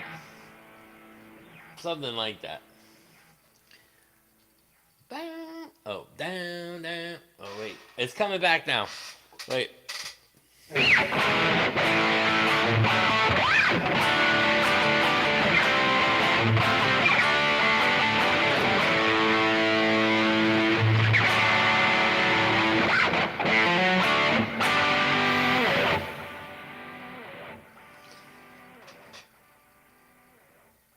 Oh, you had to say in broken letters?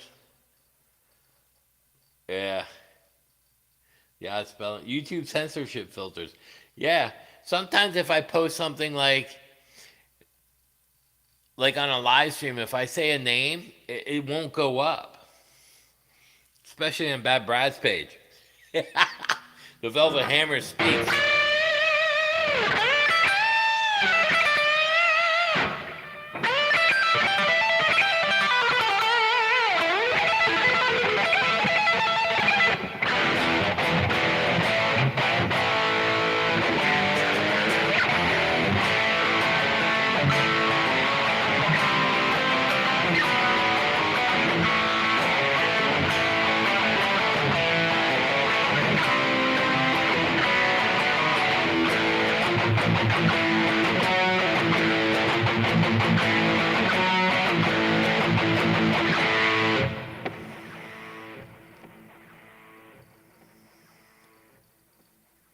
Yeah, I saw it directly above that. Yeah, yeah.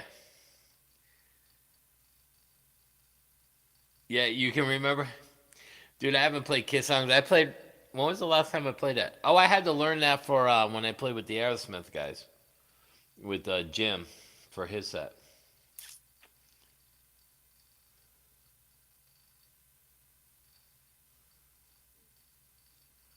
Yeah, Gene is like a.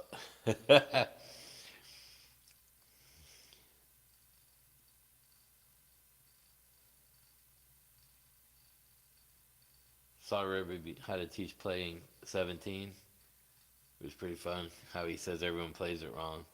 She's only 17. No, no, no, no, no.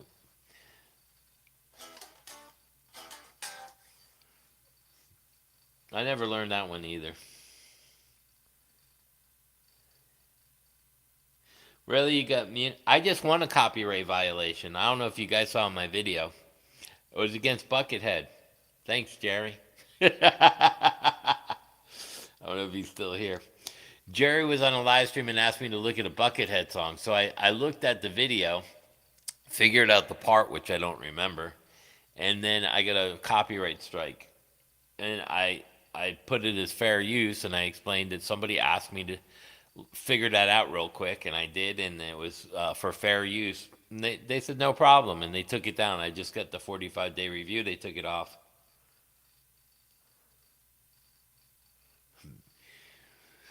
The Velvet Hammer.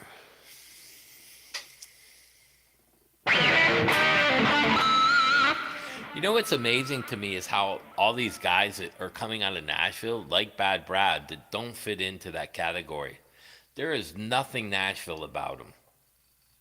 There's nothing Nashville even about Teabags. I mean, if you listen to Tom talk, he sounds nothing Nashville. He's not a yeah, like his playing is like it's more on the rock blues side. It's not even Nashville like kind of side. Tell him Onion said it's okay.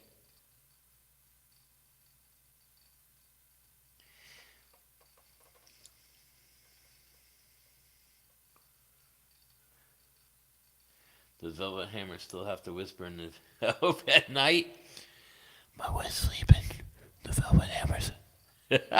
That's creepy.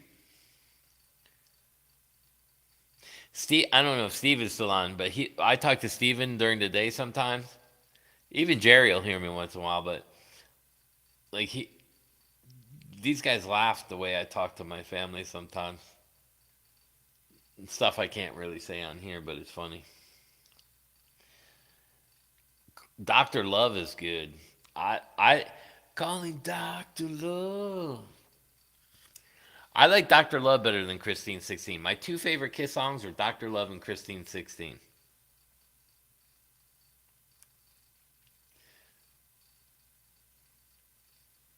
Like Rock and Roll All Night was like it's an anthem, but it was like always boring. Like it didn't have had more of that anthem vibe where I liked Christine 16 and Doctor Love to me was great.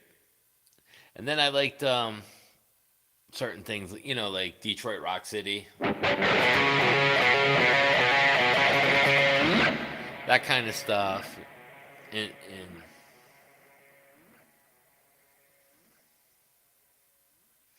well, Bad Brad did go to California for a little bit, but I don't know exactly where he was originally from because he did go out to California in the late 80s, like 88, 89. But then he was saying he studied from Paul Gilbert. Paul left at 86. 80 by 88 Paul was gone. No, I left at 86. Paul left at the end of 87 going into 88 with Mr. Big.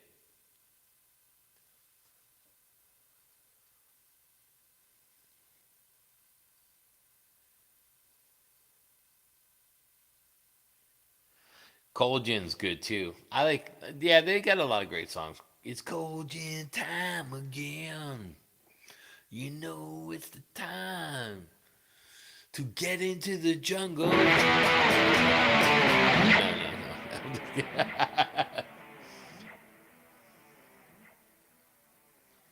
You love how I retain my personality through life. Well, I can't say that I was always like I was an okay guy when I was younger, but I could be an asshole at times. A lot of my friends call me an asshole. They're like, "You're just an asshole," because I'm very straightforward. Like if you come up to me and you go, "Hey man, what did you think of the band?" I go, "Do you really want to know?" And they go, "Yeah, it sucked. You guys are all over the fucking place. Your drummer can't keep timing. He needs a fucking metronome. Your fucking whoever's mixing your sound, the band volume on stage is horrible, and the PA guy's having a problem with it."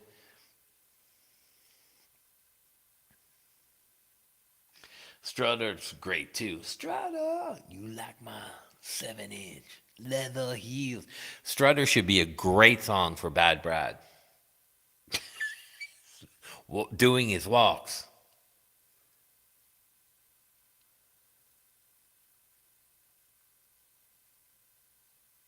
Yeah, she's only 17 and then Christine 16. You could put that in a set like right next to each other. You're sure to get not booked.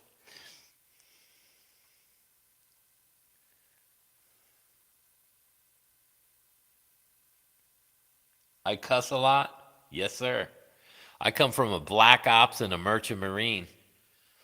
I curse a lot.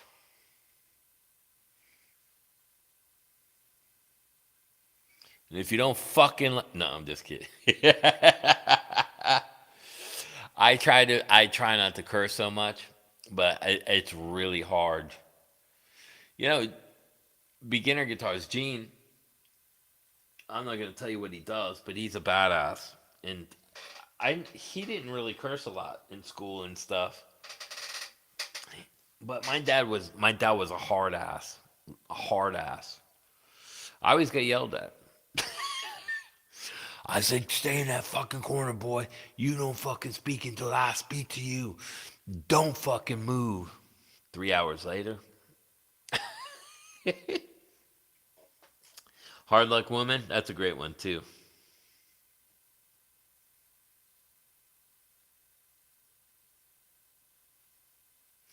Yeah, and they had some cool ones too. Like Creatures of the Night is a great song too. I love Creatures of the Night.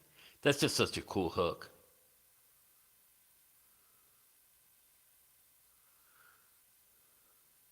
Yeah, that's the one thing. I'll admit when I'm wrong, but I don't back down. Like like when I fought and stuff, like with the martial arts and stuff, and going through my life with having a black ops police officer dad. Um, again, coming home and watching him punch concrete walls so he can fucking rough his knuckles up. So when he hit you, he broke every bone in your body from one shot. It wasn't hard to deal with, but it was intimidating.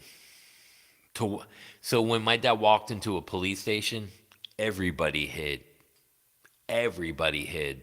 They didn't want to be around that. But my dad took it upon himself when he was with a rookie, he almost died. And he said, that'll never fucking happen again. I don't rely on anybody. So he even told the higher ups when he was just a patrolman, I don't want a fucking partner.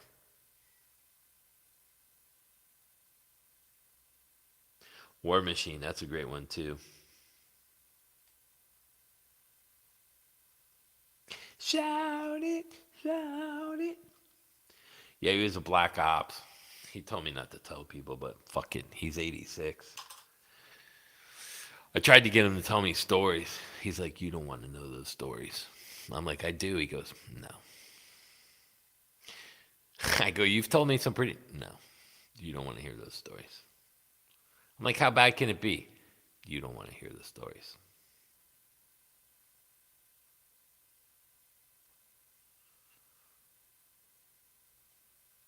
Even his brother that I take care of, my uncle Sakis, John. He he used to. I used to go, was it that bad? He just used to smile and laugh. I was like, what the? I was like, what's going on with my family?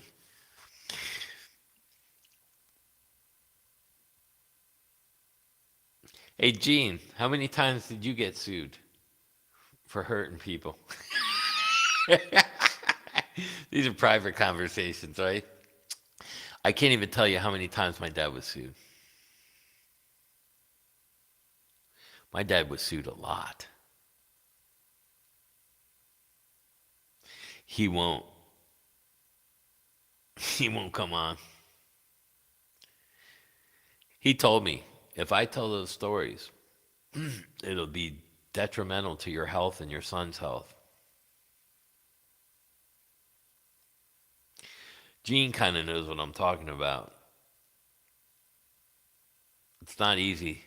I could tell you some of the stuff he's done that I know about that he's told me.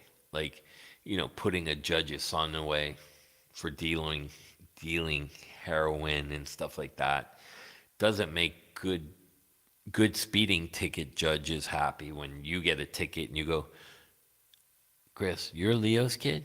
Yes, sir. Step up to the bench. Mike goes off. You can thank your father for this one. $800. Oh boy, those are the days. He's done some pretty. He's been in the ocean. I told the story where he took a homeless guy. He told him, "You ever come around here again? You're not clean." He carried a bar of soap with him, and he was on the Sun Sentinel front page news, full uniform, gun, in the ocean, scrubbing a homeless man down with a bar of soap.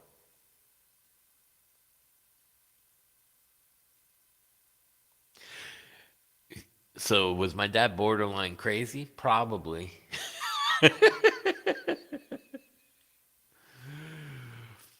Yeah. And and Gene, you don't have to say, but you know how it is. You got all these clicks in the department, and as soon as you leave and retire, then they don't want to help because they're afraid that because they help a non insider now that they get in trouble and lose their pensions. That's the funniest part. I thought we were brothers, bro. Come on, man. We ran this and we did this together. I'm sorry, Mr. Cologne. You've been away for too long. I can't stick my neck out on the line for you anymore because you can't do nothing for me now. Those are the days. But I still hear it all the time. You're Leo's son?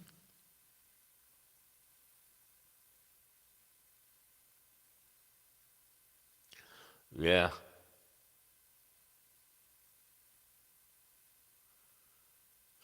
We had a sheriff out here called Nick Navarro. And I remember Holiday Park, they were looking for somebody that did an armed robbery. He was hiding in a tree.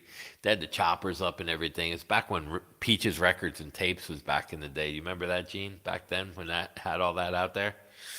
And my dad had a horseshoe ring because we had horses. And he thought he was a fucking cowboy, but he was Armenian. He looked ridiculous. He looked like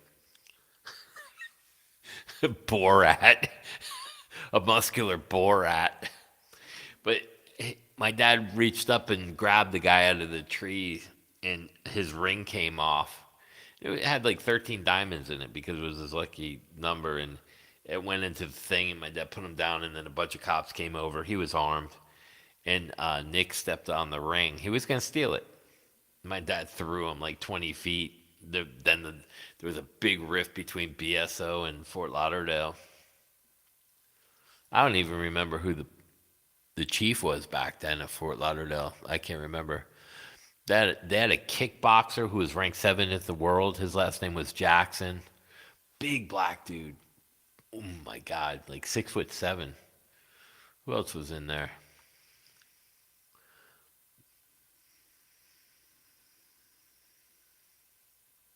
Yeah, yes, yeah. And Gene, I got to give you props in school. You stuck up for everybody, man. You were bigger than a lot of guys, and you didn't like people bullying people. You joke around, you know, but you were one of those guys that didn't like people bullying other people. So kudos to you, man. You're a really good guy. I'm glad to have you as a friend.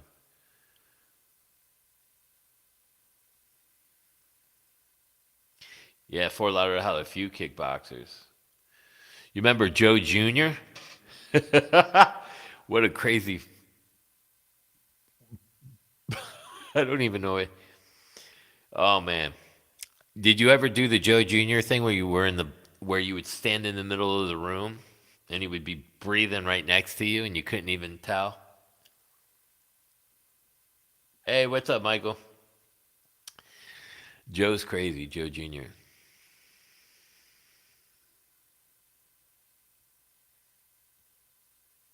Joe Jr. was really good. Joe Sr. was pretty good too, but I don't think he was good as Joe Jr. Joe Jr. was a little wirily. He was kind of wiry.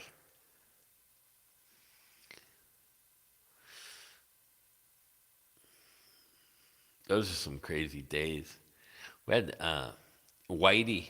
Gene, you remember Whitey? He was a Golden Gloves boxer, wasn't he? I think Whitey. We used to call him Whitey. He was an albino. He was like a Golden Gloves boxing guy in our neighborhoods. I never saw him box. He was all right too. He never really messed with anybody. Did you miss anything exciting? Yeah, Michael, I'm sorry, man. I gave away $70 million. on behalf of Fender.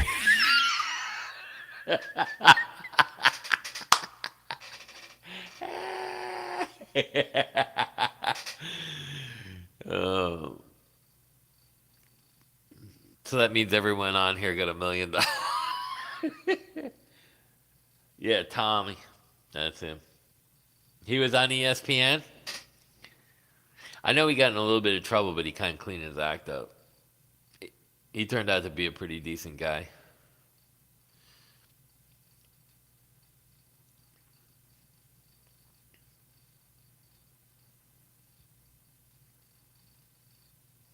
Yeah, I heard about that. I get a. I just talked to my buddy Doc, who played drums in Sabotage. I just told him about Derek. Matter of fact, I talked to my buddy Lewis today. We were all friends. But Doc played drums for Sabotage, but he didn't know Derek passed away. We were all friends.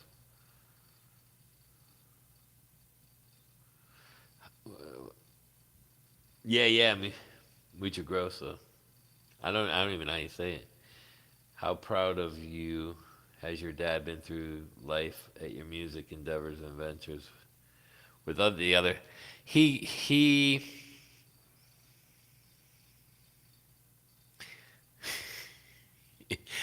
let's just say he's more proud now as he got older.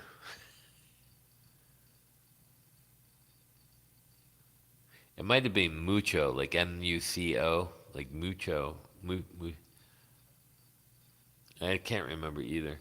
My dad, as he got older, was more acceptable to him what I did, because I did do a lot of bad stuff, the women, the drugs, all that stuff when I was young. I lived the life. Got arrested. Yeah, it's regular Motley Crue stories. Yeah.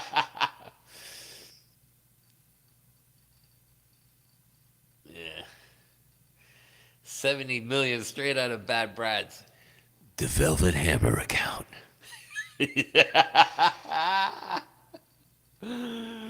It's now in at negative 69,999. No, my dad he was more accepted about it as later, and then as I got older and stopped doing all the stupid stuff, you know, he would talk more about it then. Isn't that the point?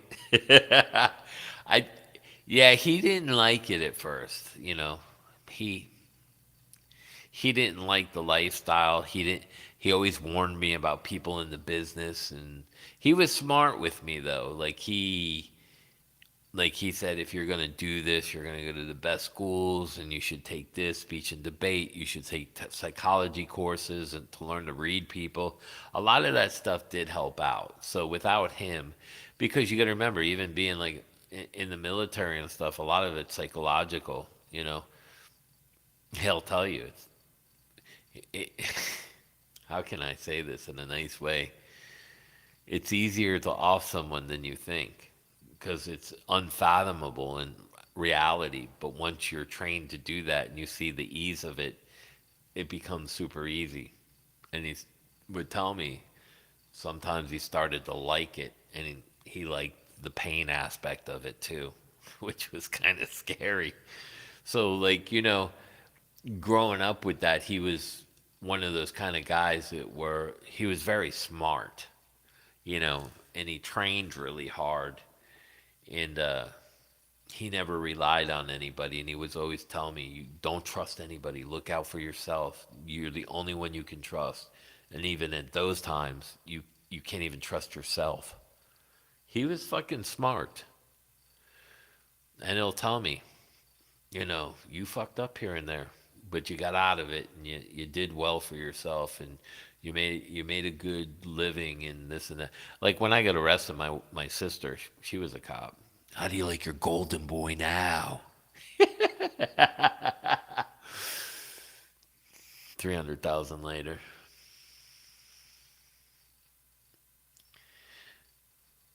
But again, like even when I was on, I had to do a year of house arrest, and my because of Bogan shoots and the lawyers I had, when I went to the probation office, to register, and they read the sheet, no ankle bracelet, can travel the world freely, this, that, no piss test, no this, no that. Basically, I was a free man, and they're like, this is unacceptable. I go argue it with the judge. Yeah, my sister, I haven't talked to my sister in 10 years. She lives 5 minutes from me.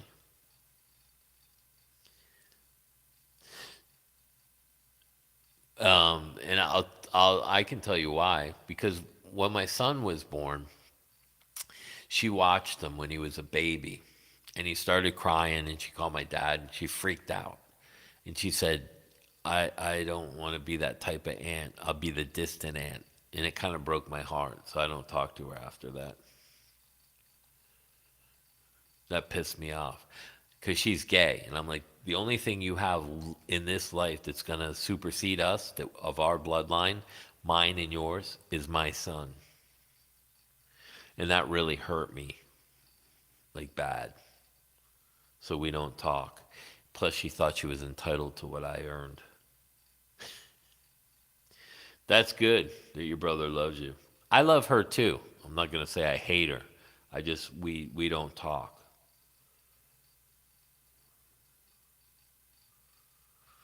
Like if somebody hurt my sister, I would probably, it's my sister.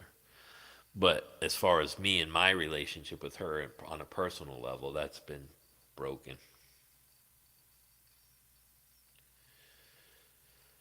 Yeah, because the thing is when like I really didn't want kids. And then when I had him, it was so incredible to me that out of all those years of being a jackass that I could create life, and God allowed that to happen for me. And I'm looking down and I'm like, I created another fucking human being. How insane is that? That's a fucking human. I created life. That was such an honor for me. It humbled me and changed my life a lot. It just does. It's an amazing thing. And like, I feel bad for some of the people that can't have kids because, they just can't. It's, and once I had them, I kind of was upset that I didn't have like 100 of them. I probably couldn't have handled that, but, and my son's a really good kid, so I got lucky.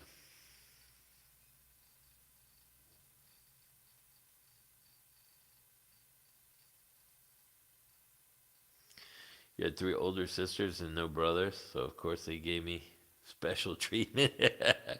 Lucky you. That's wild. Nobody in my family believes music is anything that earns any money, and your sister wanted some of it. She moved into an apartment when she was younger, and I was on tour, and I came back, and I had already bought some cars, and she said to me, her car, she had a Mustang, and it caught fire, was a wreck, so the insurance was. So she said, "Why don't you just let me borrow one of your cars?" One of them was a Ferrari. I go, "You think that's going to go over well at the police station?" I said, "You're going to be audited, and you're going to be. They're going to look."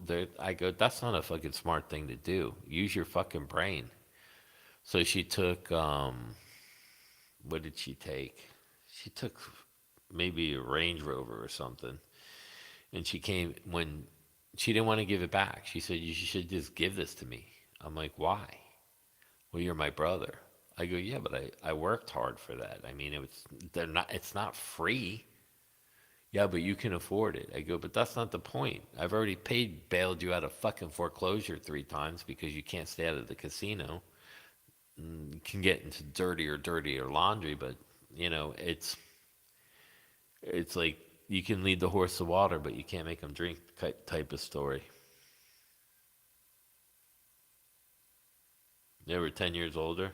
Yeah, and I got three. I got three stepsisters too, half sisters, because my dad got divorced and remarried. Yeah, better a distant aunt than no aunt. And my dad always says to me, "You need to." I go, I'm not doing nothing. I go, I've given her so much more money, like over the years. I go, what she want from me? To retire? Does she want me to pay for her to sit home before she, you know what I mean?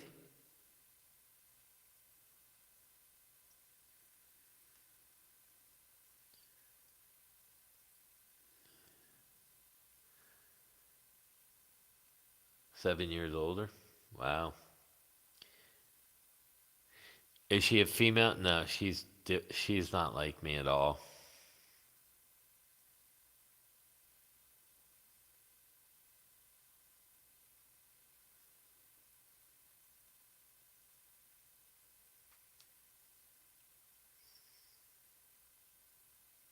I am hurt. No. With it- nah, she's nothing like me, man. It's just it's actually kind of a sad story, really. But again, you know, it like I've said to her, listen, whatever my beef is with you or your beef with me is, I don't give a shit. But my son, you can have a relationship with him. All you got to do is make a call. Hey man, Chris, can I take him out to lunch? Absolutely. I trust you with my kid. Come over and take him out to lunch. Sit down, talk with him. She's made no attempt. Okay, whoop, sneaking into his room, listening to his records. Yeah.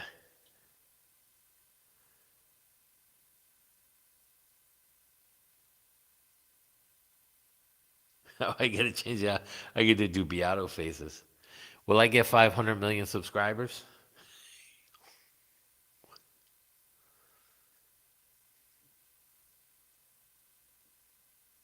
Oh wow, that's really cool, man. You inherited all that. When did I get? My mom passed away, but what did I get? I didn't. I ain't even got nothing from anyone in my family. The only one, mm, I don't know. My uncle John was generous. My wife's father was generous, but my kids, Dwayne Eddie. You have a guitar question? Let's see. What's the difference between a true Gibson SG standard and an Epi, other than one has 24 and the other? Um, Not a whole lot, really. I mean, some SGs so pickups are wound on machines and stuff. They're not hand wound anymore. Even G- Gibson and Heritage at one time were using Shaler pickups when they were wound. But the only thing that could be that drastically of a difference really is the electronics and the tuners and stuff like that. Their necks are pretty close. Like there was an anniversary SG I almost bought, and I'm not a big SG guy. It was a Epiphone, and it was a purple sparkle because I saw it. But the only reason why I didn't buy that, someone knocked it over and broke the headstock.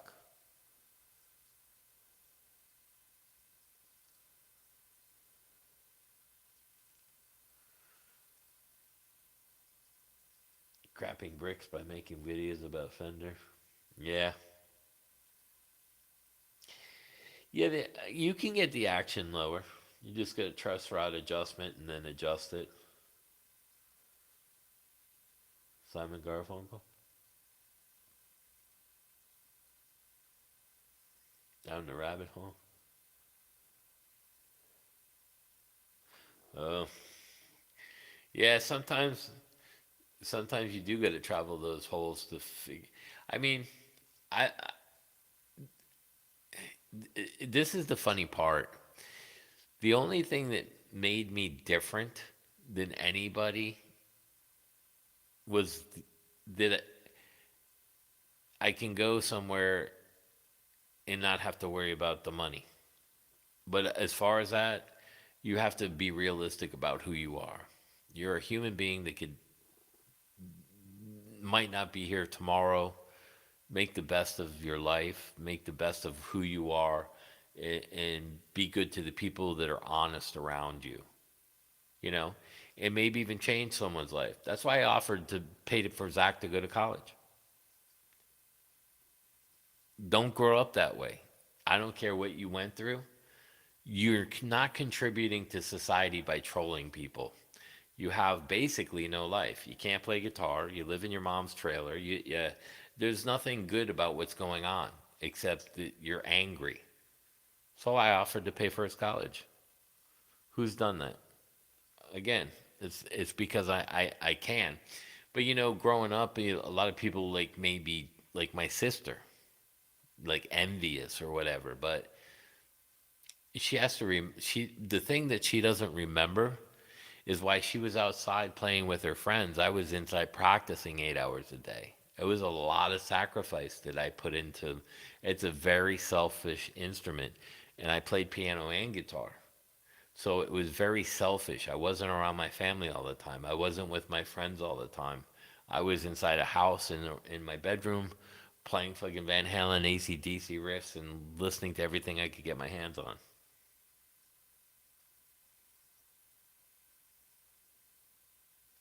Yeah, I like 59s.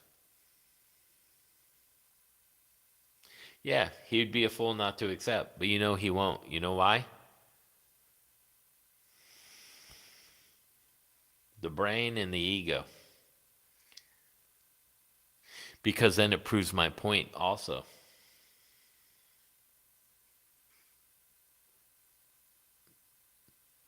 Proves that no one else around him really cared. And that probably is more damaging than anything. Because then it gives me credibility as doing nice things for people that aren't in nice situations. And then on top of it, I can do something that no one that he knows can.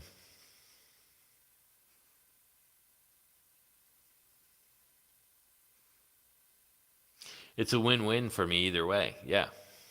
See, that's the war of psychology. He doesn't understand that I went to school for that, so I know how to play the game as well.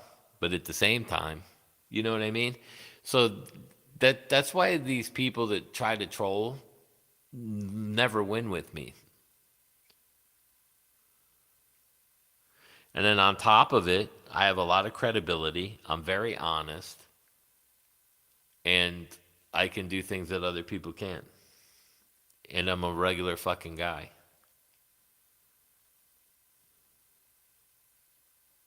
You're not a Gibson fan, but don't really get along with big guitars, but the new Epiphone. Yeah, that is a cool. I got to play one of those finally. The Futurist, they're really nice. Yeah, money doesn't buy happiness, but it helps you. Yeah, it helps you with paying bills and stuff like that. But then again, you know, on a $2 million yacht with 10 blondes, 10 brunettes. No, I'm just kidding. No, it don't buy you happiness. It actually makes you uh, more guarded and jaded. It makes you more of a lonely person because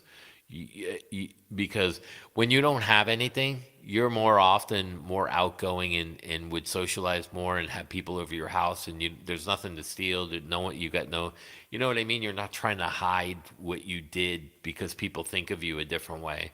So when I would make friends with people, I wouldn't tell them. Like my buddy Pawn Shop, he comes on here sometimes.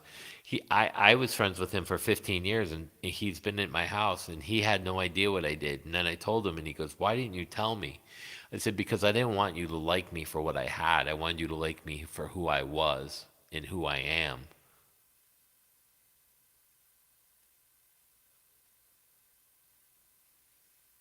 Berkeley showed me teabags an average player. Yeah, Tom's an average player. He kissed a lot of ass with the Huff family. That's all. He gets mad when I say that because he knows it's true. Again, people get angry at the truth because you can't argue with the truth. It is what it is. It's the truth. That's what happened, and you can't argue with it.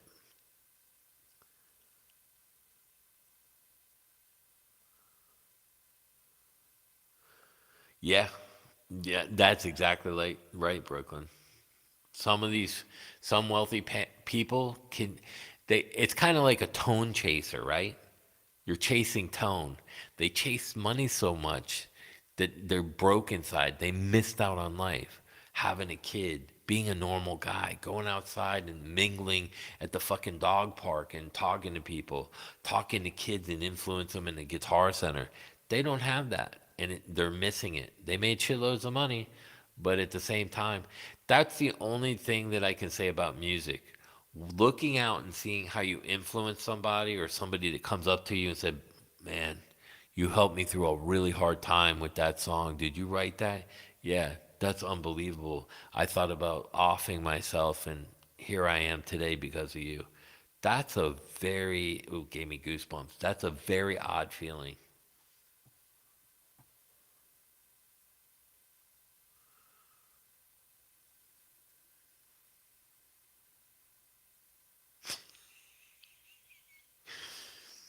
Berkeley showed you T-Bags can't play. I just had to watch his YouTube. You just had to watch his YouTube channel. They're potent hookers. You're a broke hermit. You wouldn't mind being a wealthy hermit. Wealthy hermit's a good resume. Berkeley has plenty of players with T-Bag's ability. Oh yeah, for sure. That's why I said the music industry's changing. There's so many fucking great rock guitar players in Nashville, kids, 20s, 30s, like Ross Campbell. He can outplay Tom any day of the week. He's better. He's got more technique. He's more up to par, more hip. He can do the stuff for half of the money. Those days are gone. Eventually, they're going to get tired of what especially if you haven't wrote it. Tom's a session guy. He's not really a writer. Obviously, we heard his album, Witches, whatever, with Delano, and they're not very good. To me, they're not good. But, you know, when you're writing musical instrument kind of stuff as opposed to hit songs, that, and you're just a session guy layering tracks, that's different. Like I said, I saw this video the other day. It's a professional studio. Well, can't any studio be a professional studio? How is Keith Urban's studio more valuable than mine when I've written more number one hit songs than anyone in his studio and all of them combined? So it's a professional studio. That doesn't mean it's a quality studio with hit songs coming out of there. It doesn't mean nothing. It's just a studio that Keith Urban owns. You know what I mean? That kind of logic, when you break it down, is like baffling to me. Like, why would you say that? Why would you say you're the top music attorney? Because you're trying to get noticed, and you have this earn you like you crave that attention and that earning. You want respect. But all you got to do is earn it. Go out and earn it. Yeah, Jordan Steele though, I'll tell you, I I didn't have words with him, but he's getting really cocky, and he doesn't understand that the guy he's playing for is not writing a lot of hit songs. He had one hit song and wrote another one for his buddy, but his buddy, and I told Blake, bro, you need to wake the f up. I understand, and this was the whole thing about him being thrown. And Jordan's a good guitar player. You getting thrown from, you didn't even do a festival, and you're getting thrown on an arena stage. Even though they're not there really to see you, they kind of are, but you're not the headliner. You're the first band out of four or three, and you know now I see Jordan flipping his hair and shit. I'm like, bro, these are the young kids that I laugh at. I'm like, by the time I was your age, my hair was already at 18 years old. I was already playing stadiums and wrote hit songs, and I already had hair down to there. You're not doing anything new. It's like, what's he gonna go into a club and then get hit on by girls? And then it's the same thing when I was young, and we laugh at the stories now, me and my buddies. Yeah, you had girls in different parts of towns and cities, and they told you how sexy and great looking you are. And I go, and the funny thing is, then the next band came in and they told him the same thing, but they didn't realize that all the bands talk to each other. And I was like, yeah, that's so stupid. You can't handle the truth. You used to be, you used to like people, but over time you realized yeah, that's kind of like me too. But it's good to, that's why I like doing these live streams and talking to you guys, because I can see that most of you, by the comments and the way you talk and the way you watch, and like you want to hear some of the stories and stuff. It's it's it's um it it gives me hope that there's still a lot of good people in this world that can actually pass this stuff on. Like Deer Creek has an amazing story. Jerry White has an amazing story. Stephen Carpenter has an amazing story. There's a lot of good people in this chat that have amazing stories. Fur Dogs got good stories.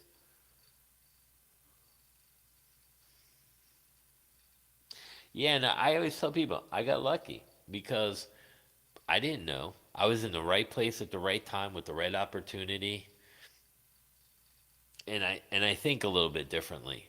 And that came from my father.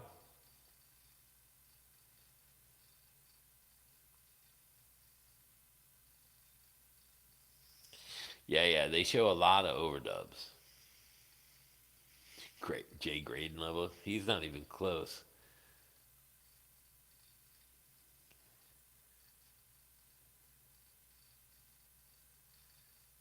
Rehash Skinner licks. Yeah, and that's the thing. Like some of the players, you'll hear them talk about like Bad Brad and some of these guys. Oh, you got to be really good, and you got to have the ability, and blah blah blah, and you got to have the stage presence to do this. And then you hear him the next week saying, "Oh, you got to write really good song," And Tom does that too. You got to be really good and have this down, and blah blah blah blah blah blah. And then you're like, well, but that's not how you got in. You kissed Dan Huff's ass. Dan Huff was kissing his dad's ass, and you got in because of Dan's father. He controlled Nashville. Bad Brad has amazing stories.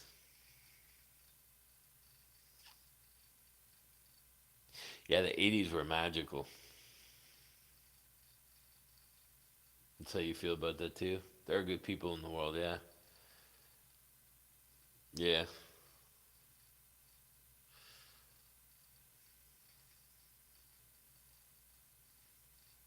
Yeah, I mean, we can sway these people that think that you have, and it's easier to do the bad thing than it is to do the good thing. Doing the good things takes more time and effort than doing a bad thing. Bad thing easy to do. You just fucking run the stop sign on the right hand turn and just fucking step on the gas, as opposed to stopping, maybe help the old lady cross the street, then get back in your car. You know what I mean? Doing the right thing takes more effort and time, but in the long run, you're influencing a whole generation when they see that. See, a lot of people don't understand, it's not just the act itself, it's who sees the act. And it's like you're playing. Your playing is only as good as what you do with it. You can be the greatest guitar player in the bedroom, but until you take it out and actually showcase it and influence other guitar players, it's not just the hit songs, it's how you play these hit songs and how you influence people to, it's like a tradition, keeping it going.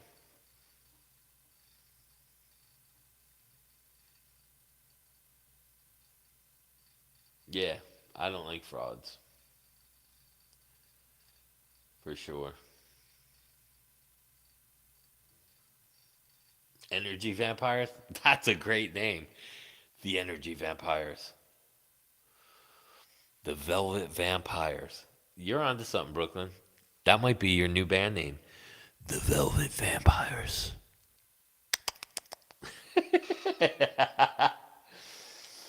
Oh my god, it's 11. 8:30, 9:30, 10:30.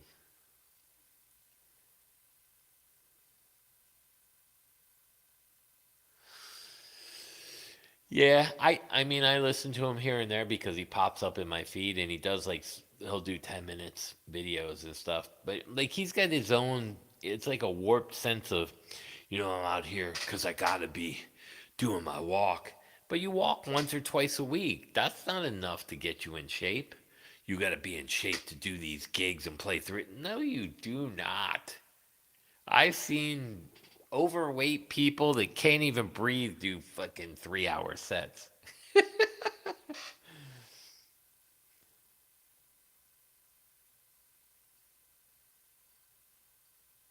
You rather, what's that? You rather do good than money? Yeah. Yeah, and like even though the music industry is really hard to get into, I would never tell people don't try. You need to try because it's so bad. Because if you stop trying, it just snowballs into worse. Some point we got to stop the rolling of the ball and push back on the ball and let some of these other people get in and take over. And if you can and you push hard enough, you can. It's a lot of work and a lot of sacrifice. I'm never going to tell people, hey man, forget it. You're unmarketable. You're never going to make it. I mean, because people have said that to other artists and they've made it.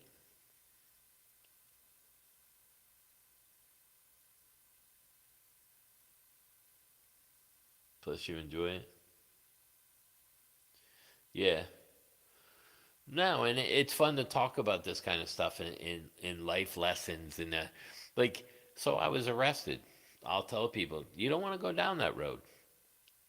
Do I regret it? No, but at the same time, I was trying to help somebody and I got set up for doing it by my bodyguard. It wasn't like I was out in the street and got arrested. It was an inside job and they set me up. So like if you can't understand that, like I've never had an arrest record. You know what I mean? That's why I don't hide it. I'm not going to hide stuff because if it gets out and you hit it, it ruins your credibility.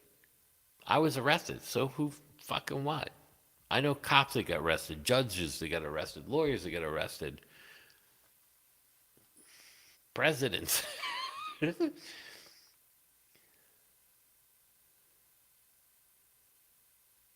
But like I never judge people by you got to judge people by their actions. It's like this whole Fender thing.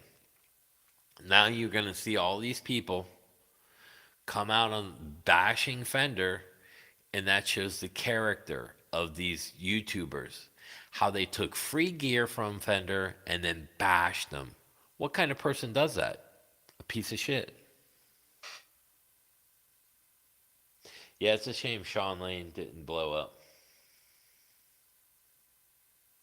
But Sean, how can I explain this? Because I knew him well. He wasn't difficult to work with, but he was difficult in the way that he wanted to be more of the artist than an actual label superstar. He wanted to create product for people that he thought was artistic, kind of like a back, and not be so compromised with the labels. But at the same time, when you don't play the game, quick guitar question.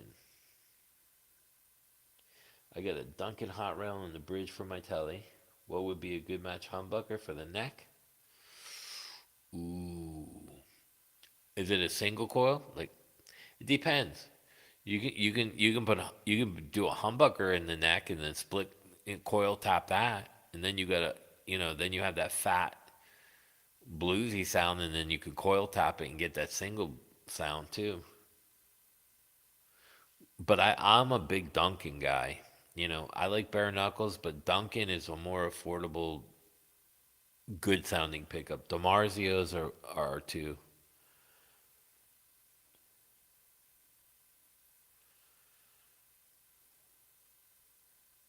Your bass player rolls out in a wheelchair for your gigs.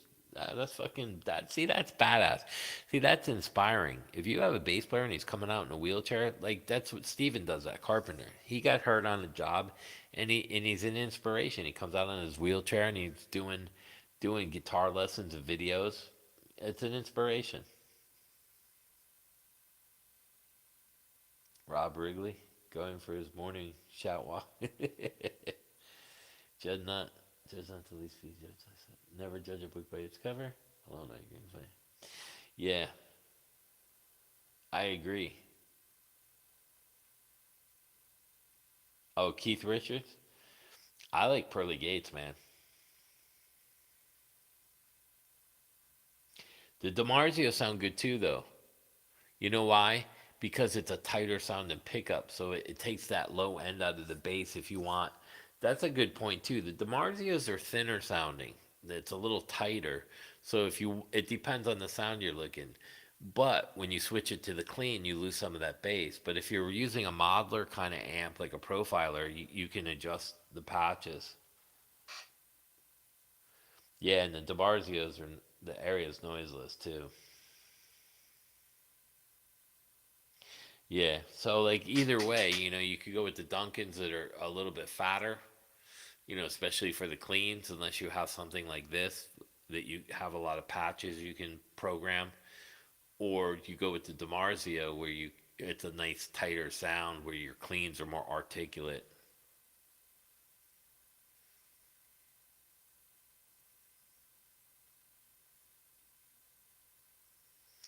That's what my one Fender sounds. The purple one sounds good, but my black Fender, it I these are the original Fender pickups from 1990, except for the humbucker.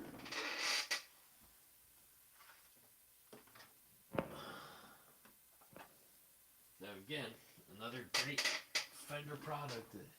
Let's see. Think Fender will give me a deal? I'm not, I'm not endorsed no more. See, this guitar is a USA Fender Prodigy. Now when I play, hold that down a little. See,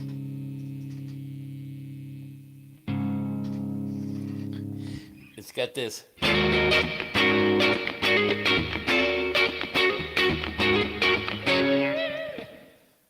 Here's the other pickup.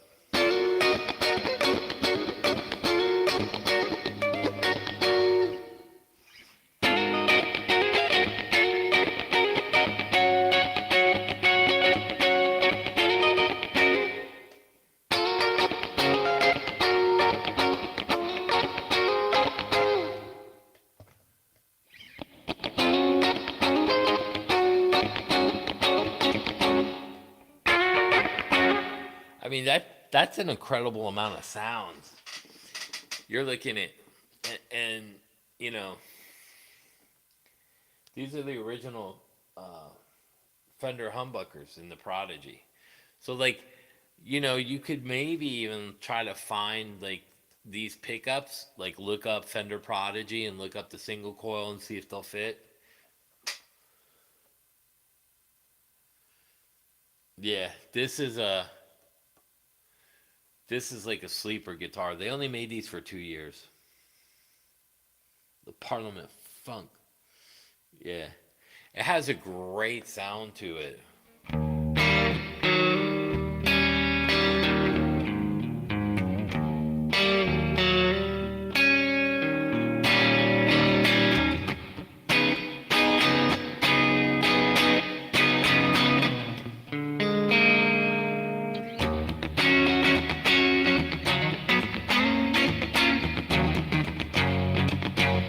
It's just an overall great sounding guitar.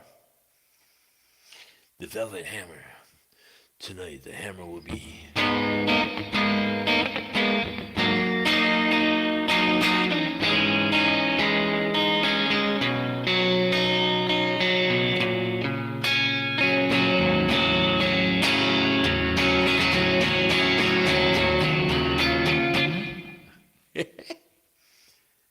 Yeah, sounds good.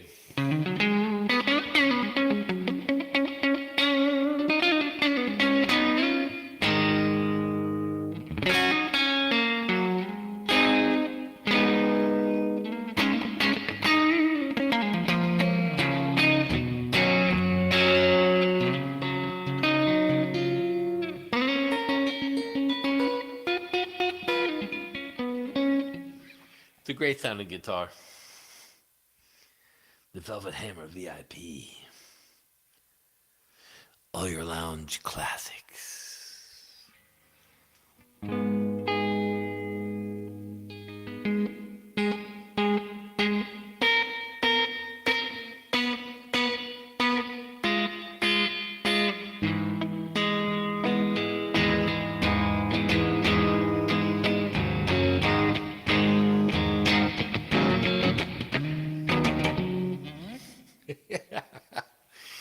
Start doing your own takes on classics.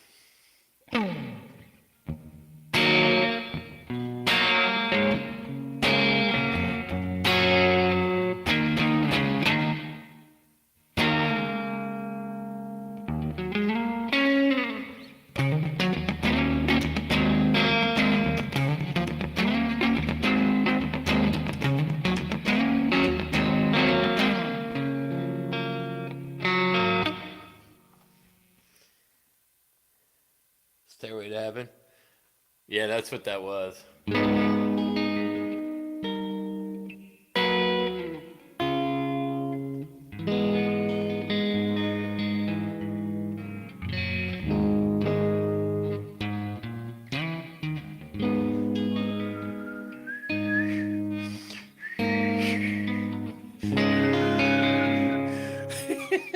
I can't whistle.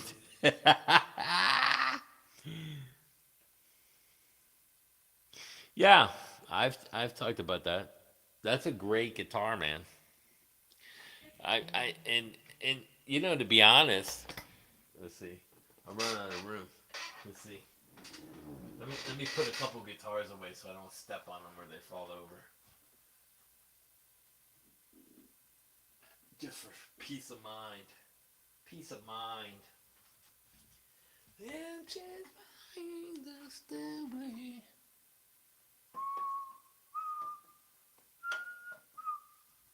Let's see. Like if I played that on there, let's see with the Sustainiac. See, you could get a cool sound out of this with the Sustainiac. Let's see.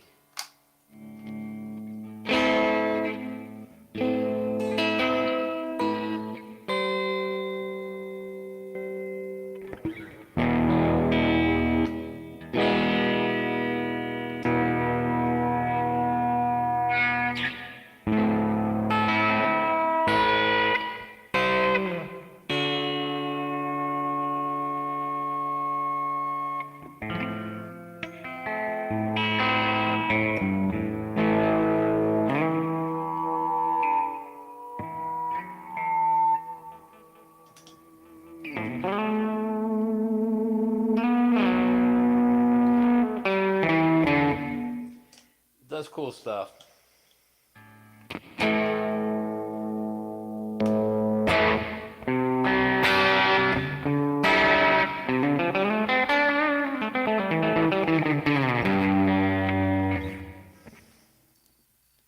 Yeah, it's a Schecter Sun Valley Super Shredder. Whoops, it was a Super Shredder. Yeah, set up to play. It's a really cool guitar. I mean, let me see. I guess I could show you in the light. It's a beautiful guitar.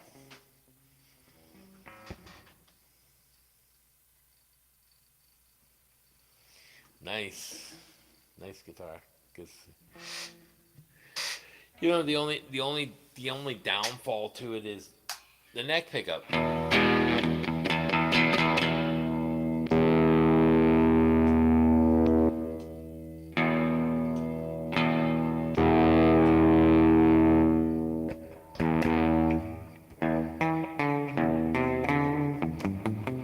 You kind of lose that big.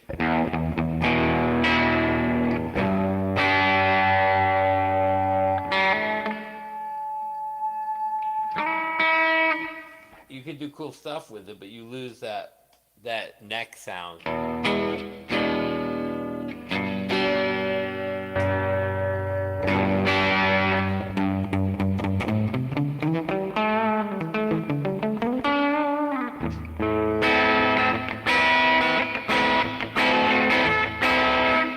You kind of lose some of that sound. You know what I mean? Whereas like the neck pickups on the other guitars sound that much better, you know.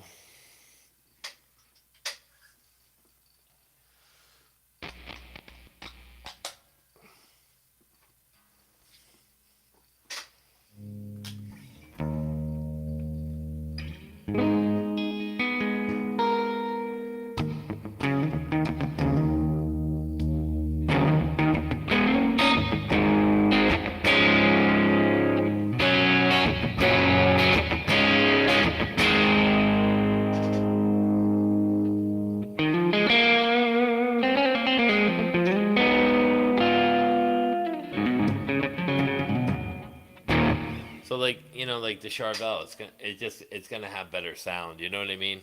It's just one of those things. Because with the Sustainiac, now I mean, if you didn't really use a Sustainiac, you could take it super because they make the super shredders without it. You know what I mean? Put that up here. I'll just plug it in. Just plug it in. But again, like a lot of like same thing with this. This has a good sound here.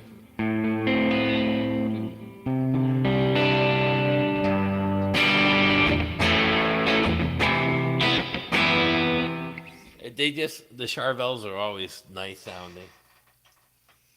You know.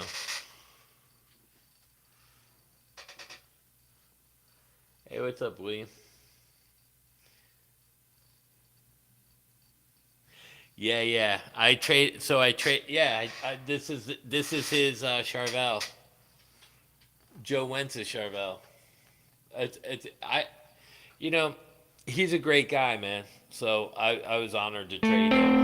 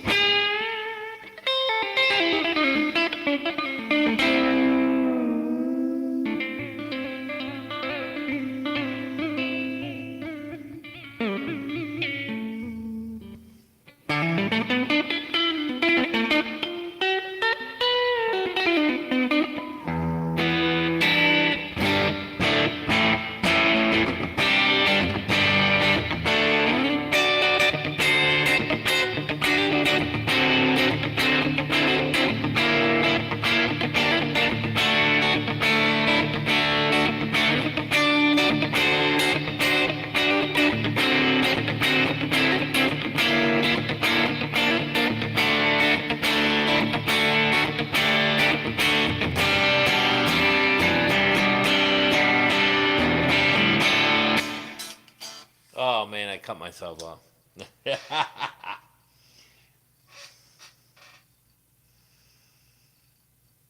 Oh, you bought the SBS, the purple one? Nice. Yeah, Joe's a great guy. Joe and the butcher. They're again they're great, honorable, respectable, hardworking people, and they love music.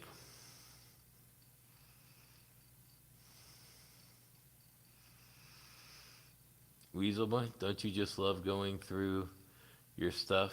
Way to share. Yeah, like if somebody has questions, I love sharing whatever people want to hear. Like if they want to hear stuff, like that song that I just played there. That's one of mine's on one of the records that I'm doing. Yeah, so that song you just heard, that one, this one that I was just playing, that's mine.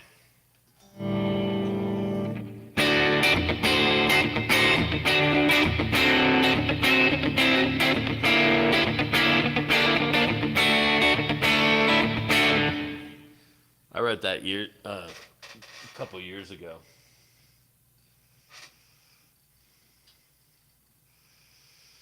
Little Wings? No. Yeah, that's one of mine. Unfortunately.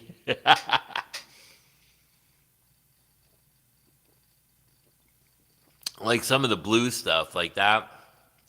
I love blues, but I love metal. Like I'm not a snob. I like all kinds of music. Like when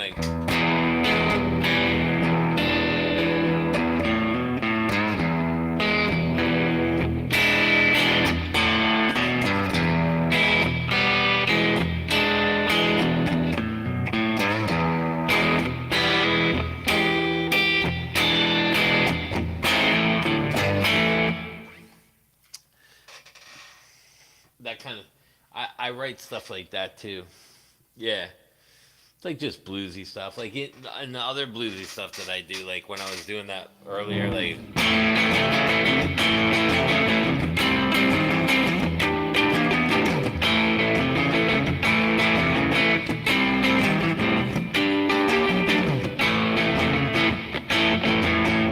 all that kind of stuff. To the heavier stuff. I just like a lot of the bluesy. It just depends what I feel. Like I'll just play whatever I feel like. I don't let my brain dictate what it's gonna play. I just kind of play what comes out.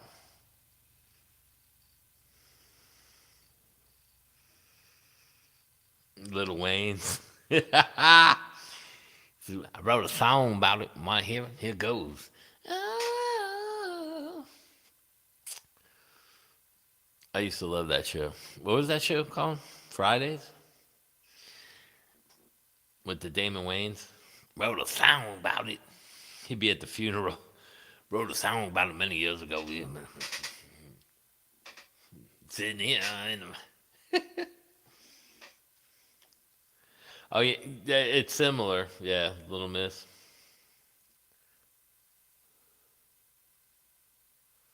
Yeah. And then you hear all the stuff like the rock stuff. These so like this stuff here. Some of this is old tracks that I just redid new.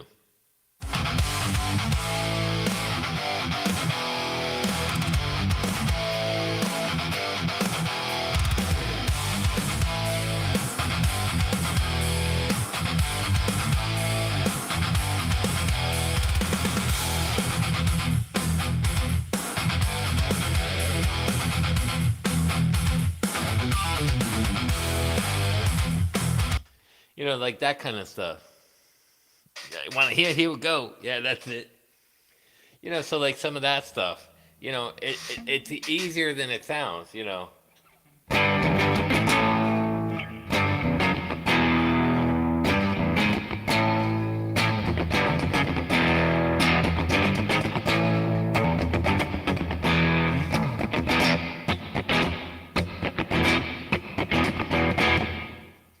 That kind of. It's just easy. I call it groove rock. It's like groove rock. Yeah, those are all programmed. These are programmed drums. I'll let you listen to it.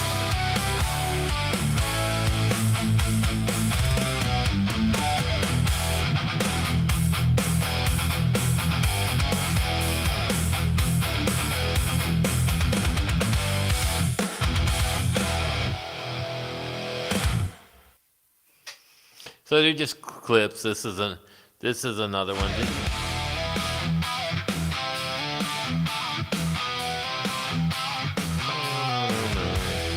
So like that. So if you guys are trying to figure these out from when I did these, I don't know what tuning I'm in.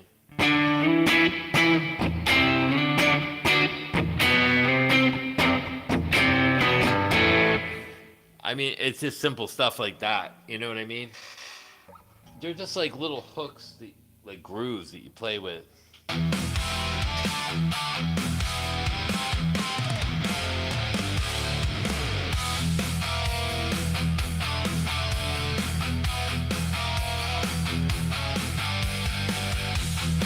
course, the George Lynch ripoff.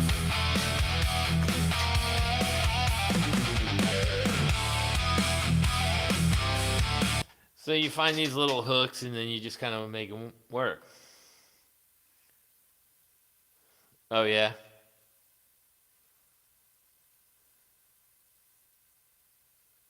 Mexican Americans. I should play that. Yeah. You know what's funny about them? They actually started out, they were really a serious band, and then what happened is they started telling jokes on stage. I got my old singer's gonna sing again. If you look up Joey Scar, Skar, he had throat cancer at a young age, and now he's okay, and his hair's grown back, and he does Sweet Child of Mine. I recommend. Skid Row was looking to use him.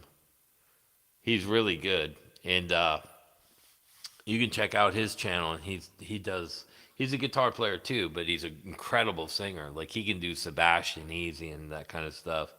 He's writing lyrics for this stuff now, and this will be with this is going to be part of the War Pig stuff. So we're going to record these. We'll probably do like a 4 or 5 song EP and sell them at the shows or give them out. Either one. You can have it for your. They're $1,000 for the meet and greets. But if you type Rick Beato in your code, you can get them for $9.99.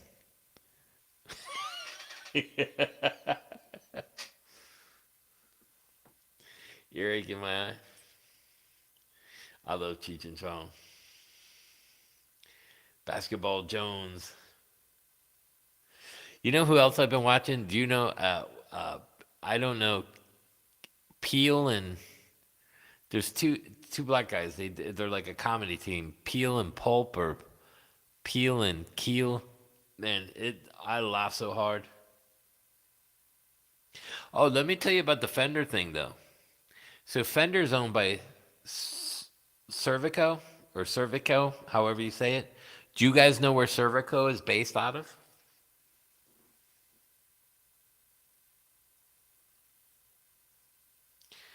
Cervico is based out of Hawaii, not even on U.S. soil. So Cervico is in between China and, even though it's a part of the United States, they're in between on the islands.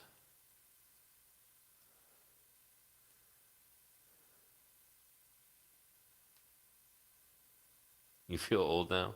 Code Beato, Key and Peele, that's him. Dude, I laughed so hard. Did you ever see the classroom one where I told you, no, and like he's yelling at everybody, get out of here, get everybody. Oh my God, they're hysterical. My kid showed me Keel and Peele. Oh my God, I laughed so hard. Those guys are hysterical. Code Beato. Just type in Red Shoal, I hate Fender, and get it for free.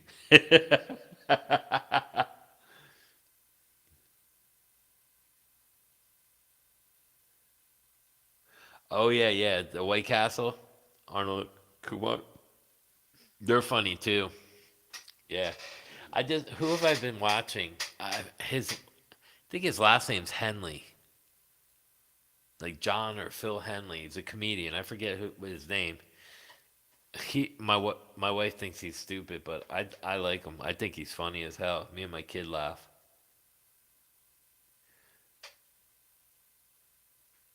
Yeah, yeah. Chappelle. Oh, dude, the Chappelle stuff with his and and the other stuff too with Eddie Murphy's brother, where he's doing the Rick James and stuff. Oh my God, what's up, Eggman?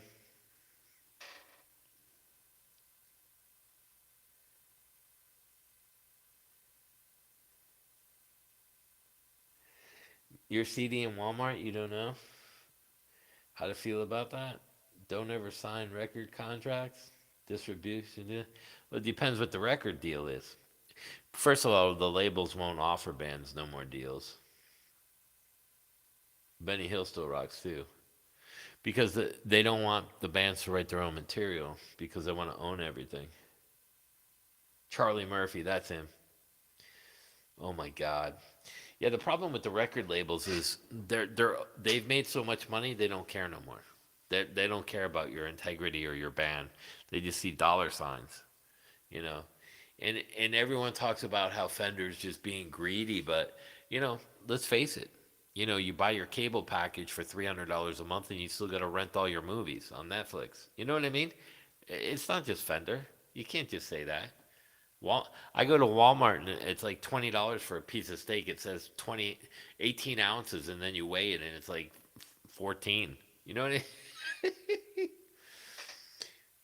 Yeah, Benny Hill. It's like the Three Stooges. I grew up on Three Stooges and um, Abbott and Costello meets Frankenstein was one of my favorite ones.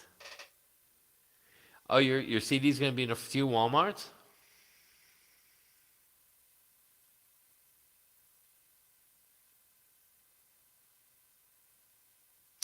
Yeah. Well, that's the thing. And so like If you take that money, some of the money, did he give you a spec deal, or or what kind of deal did you get? Was it like an independent label and a bigger label is going to distribute it in a like a Walmart, like say Frontier Records, a smaller label, and then Atlantic's going to push it for him as a distributor? Cocaine's a hell of a drug. Oh my God, that Rick James stuff is hilarious. Yeah, crack his back, Whitney. Dude, all that stuff is so funny, man. I see. I I I love all that stuff. I love comedy stuff, horror and comedy,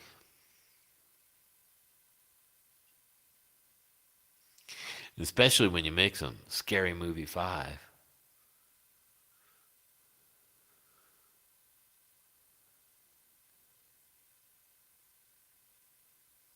It's in the arm of the biggest distributor of music. Who? Universal Music Group. Let's see. In the world, it literally costs them nothing to distribute your CD to select places because they all. Yeah, they own. They yeah. The our government was so against monopolies because the monopolies could bankrupt an economy, kind of like this whole Fender thing. Let's say they bankrupt Fender. Fender goes out, Presonus goes out, Fender amps go out, everything under them goes out. EVH, Gretsch, Charvel. Then that infrastructure would impact Guitar Center. They would have a huge, because I mean one of the biggest selling guitars is a Squire, so Guitar Center would fold. And you talk about what do they got? 500 stores with probably 5, 10 employees in each store, plus all the guitar builders, between Gratch, EVH, and blah blah blah. And then you do it on a global scale, and you start to look into Japan and Europe. It would and like you're saying, the infrastructure of those companies owns so much, and they're so powerful. Those are the ones. It's hard.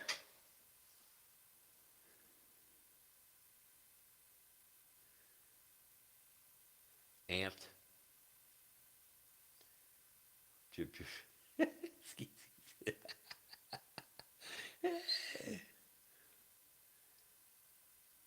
Yeah. It's just like they were crying about the Fender still Bigsby, but they actually own Bigsby at one point. They ended up buying them.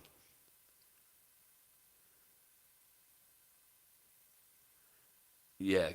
So, and Gretsch is part of the Fender. And I think some of the Gretches, like the Streamline, like I have that one with the single pickup, which I got to pick up from my buddy. He put a DiMarzio in there. That guitar plays just as good as a Les Paul, and it was like $300. And I just upgraded the electronics for $100. That guitar's gonna wail. The neck on that's beautiful. Mofos.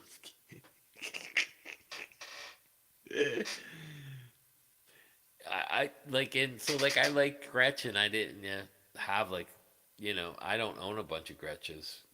Just because I was doing certain things for so long. And plus I had endorsements with Zion guitars when I was younger. So I played them for like 5, 6 years, maybe 7, 8. I don't even remember. Where's Vincent? I don't remember.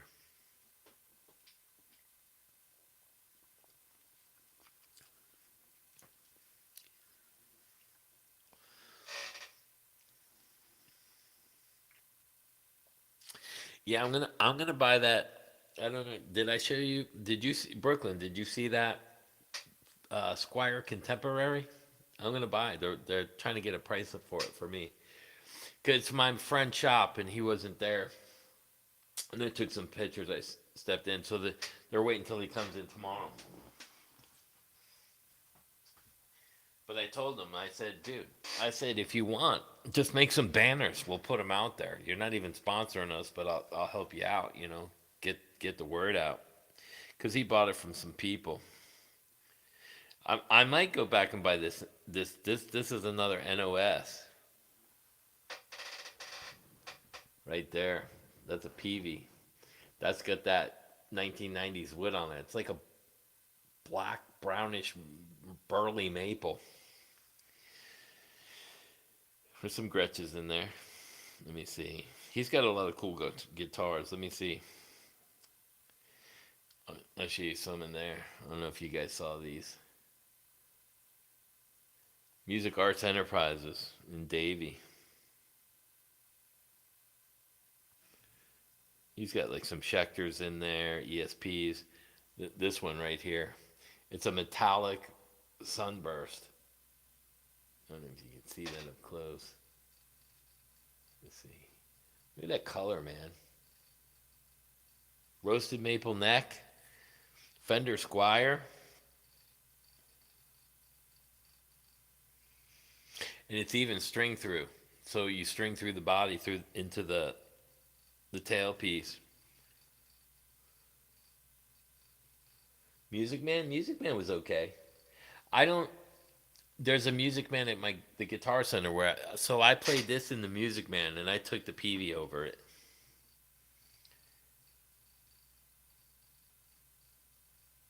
Oh, the crackle. The let's see. I could blow it up. It's a Jackson.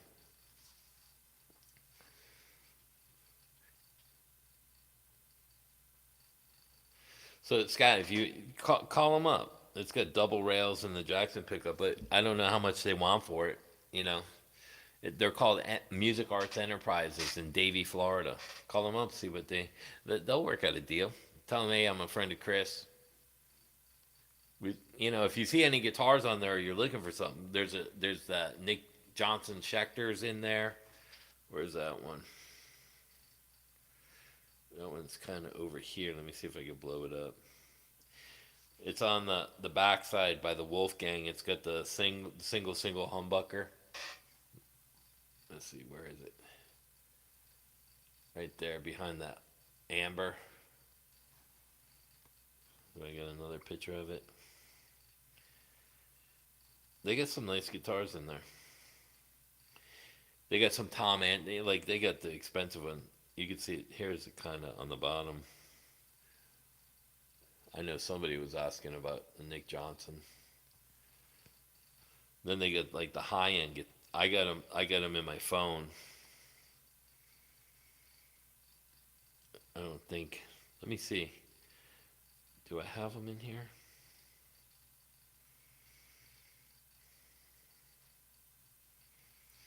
Let's see. That might be in the one.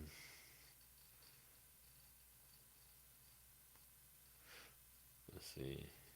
No, I just put. I'll have to get more pictures.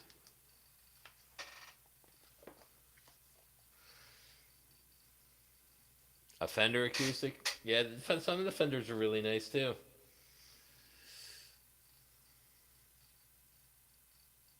Smoothie guy?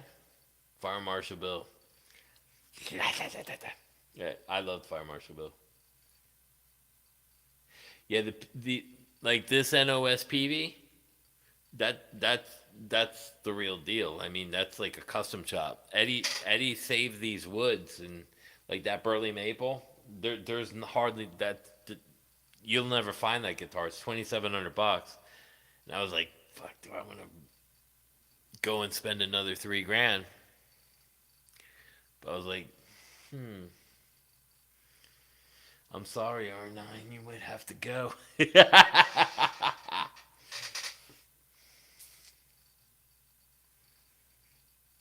Mad TV. Oh, in Living Color. That was the show, not Fridays. In Living Color.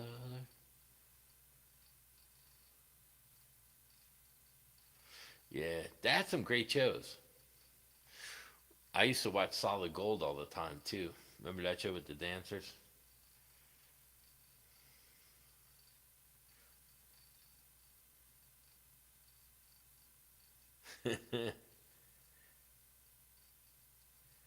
Bad Brad said Fender's over. What's he talking about? He's jumping on the bandwagon. So I suggested Fender sue YouTube.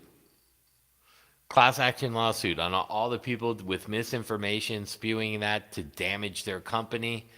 and then they can go after YouTube is going to have to go after them for liability and shut all their money down.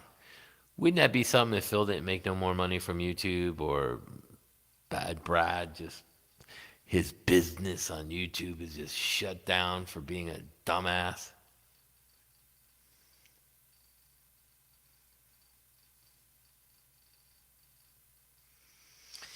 It's the stupidest thing.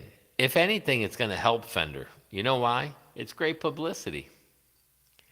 And has Fender sued anybody in the United States? No. Gibson has. They sued Dean and won over body shape. So don't think Fender can't win on copyright with body shape.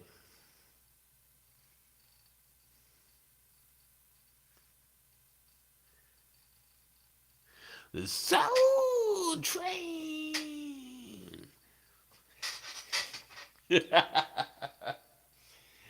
Man, some of those dances back in the day, though. Oh my goodness, my goodness.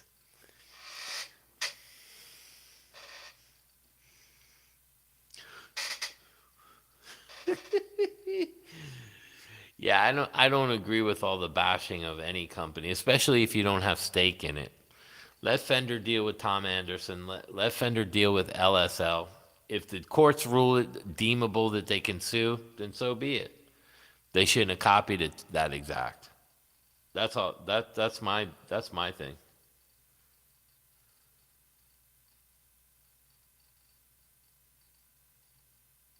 If Choppers is gone,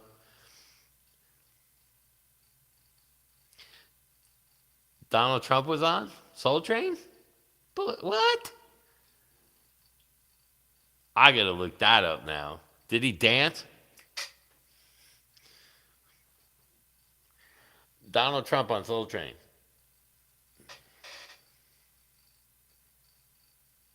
The best bang? I think Luna, the bamboo acoustic. I got one right here. The Bambuna Luna acoustic. I have Martins and Taylors. I sold them all. I went with the Luna bamboo. Plays better, sounds better. Everything about it is better. And it was $220. I think they're $499 or $399 new. I got mine new, but I got mine on a closeout.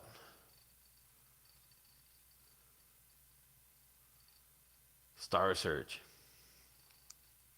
Yeah, Bobby Brown. Bobby Brown was a bartender here. So I'll tell you guys a funny story because I grew up with a lot of famous people in my area. Jeff Scott Soto. I used to go up to. It was called Rock Solid, right over the railroad tracks. It used to be called New York, New York. Shady as fuck, but it was one of the most popular rock clubs, and it was a dive. Jeff Scott Soto would be up there all the time on jam nights and this. And, dude, we got to get a band together. Um, Bobby Brown was the bartender.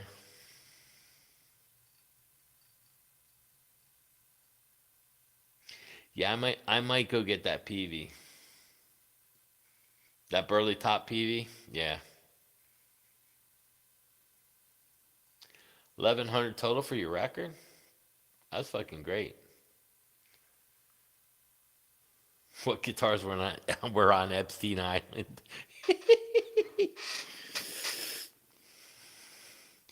Well, I can tell you the Red Hot Chili Peppers were on there. Not all of them. Anthony Kiedis the most. Don't ask how I know.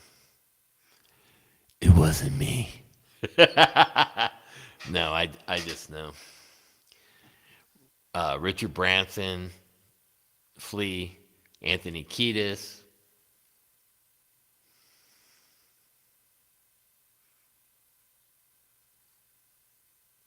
The shows were rigged. Yeah. I used to love the Gong Show too. That was like the old version of America's Got Talent.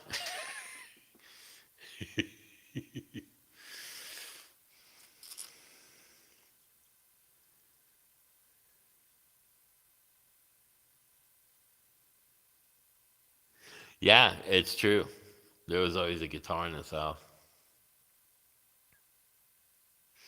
I wrote a book too, but I never published it or put it out. I had someone help me with it. It's about two brothers that their parents died and their grandfather raised them. And he played guitar and would sit on the porch and sing this old like kind of bluesy rock thing. And they ended up when the grandfather died, they got separated about 8, 9, 10 years old, and they ended up in different parts of the world, like as far as the United States. And one became like a country rock guy, and the other guy was just like a metal rock guy. And they were ended up at a show together where they were competing against each other. And one of them was tuning up, and when he was playing the song that the grandfather used to play, that's how they reconnect.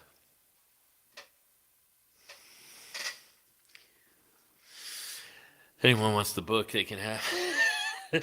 It's not published. I spent hours and days, months on that thing. I never published it. Never got it done. No hard copy, nothing. It was just a cool idea. 11:43, almost time for me to rock and roll. Bob from the dead, like some young. Dude, there's so many people that were on that island in the Hollywood in the music industry, and they're all tied together. Epstein and Weinstein.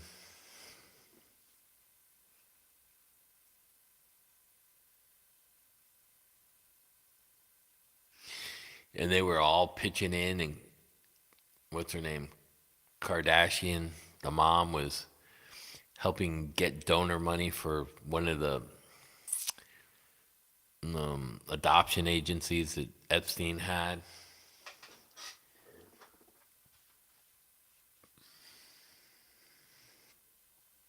Star Search.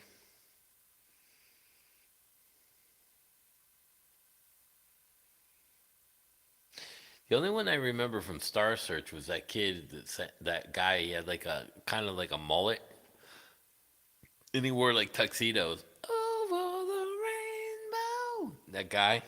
I don't know who that was. I don't remember him. And to wear aprons. Probably. Does anyone remember what that guy's name was from Star Search that sang Over the Rainbow? He was like didn't he win that?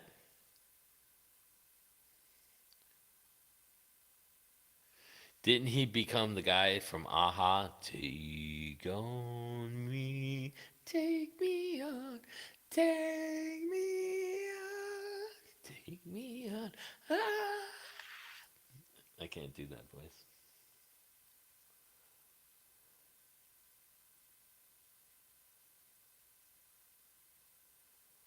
You're cooking dinner now?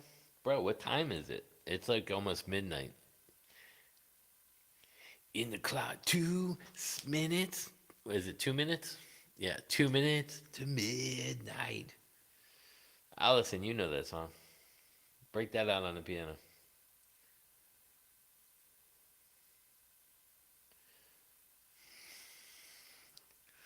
Over the Rainbow guy.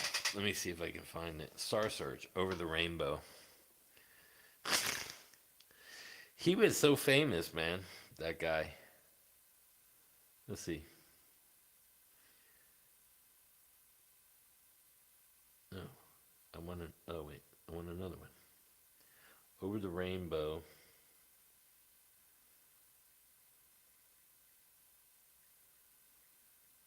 Star Search.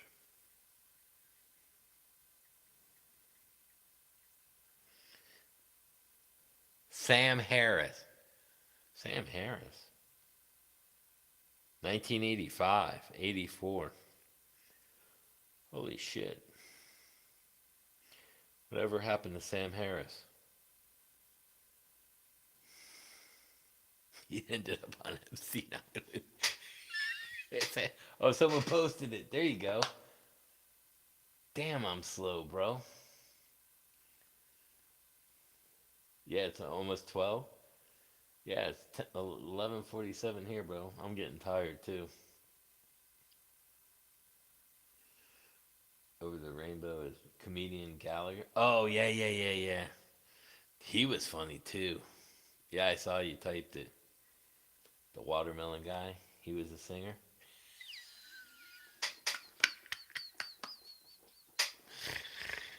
No, that was Tiptoe Through the Tulips, bro. What was his name? Tulips. I don't remember. Oh, Tiny Tim. Tiny Tim. Oh my god, I'm fucking old.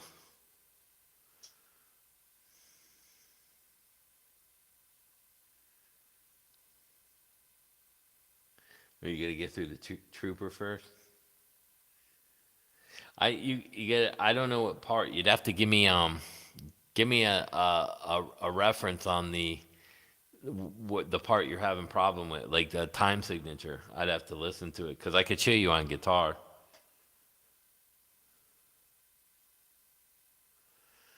You say it about that, then say it too. Let's see.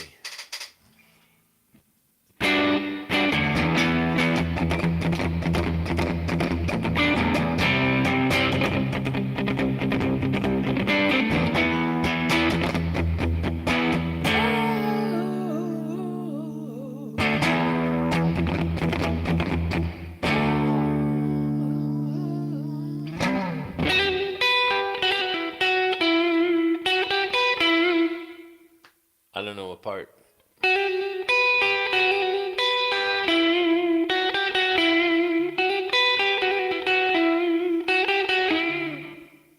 Sounds wimpy with clean. The lead break part.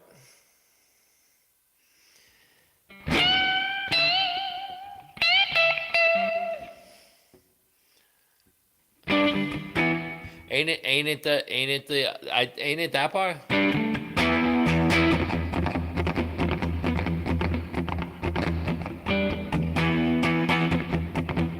I think it's kind of that. Isn't it that part in the lead?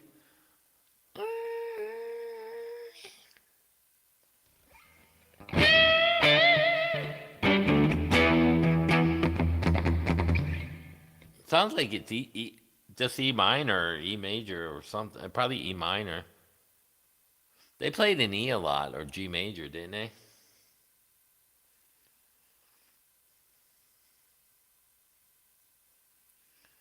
Whoa. You're gonna make me listen to it, aren't you? The lead break, Iron Maiden. Let's see if I can get a copyright strike. Those things are so. I laugh when the Beato thing with that, the copyright strike. What a crock of shit. I showed my win in the other video. Let's see, YouTube.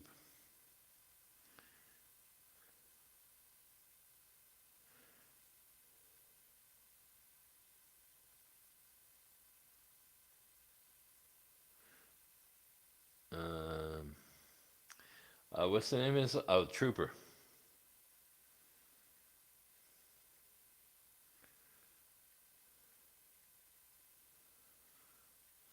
Lead. Are you now? Are you trying to play the chords, or are you trying to play the lead?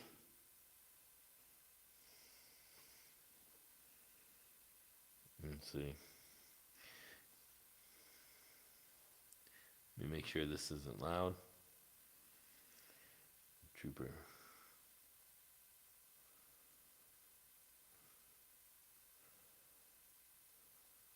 Yeah, E minor. It's an E minor.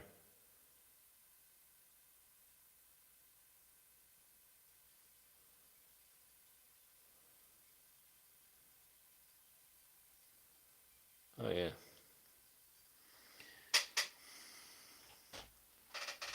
He does some weird stuff in there though, but it's an E minor.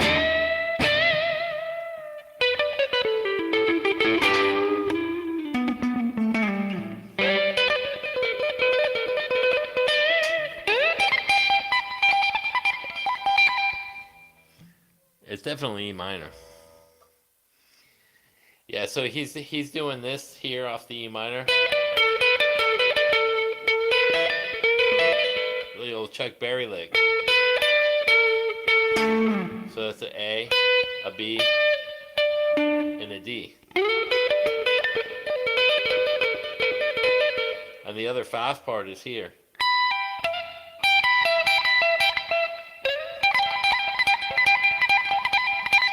So those are the two fast parts.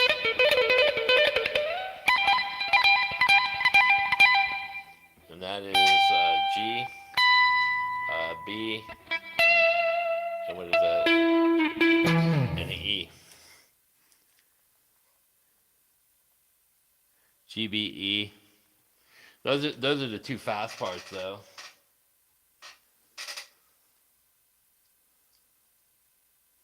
Uncle Buck. Oh, that was a great movie too. I like the other one too. What was the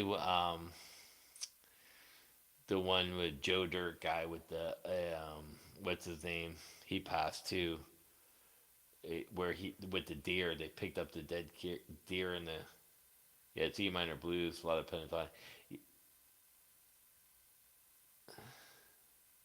Yeah, so those are your two parts. Let's see.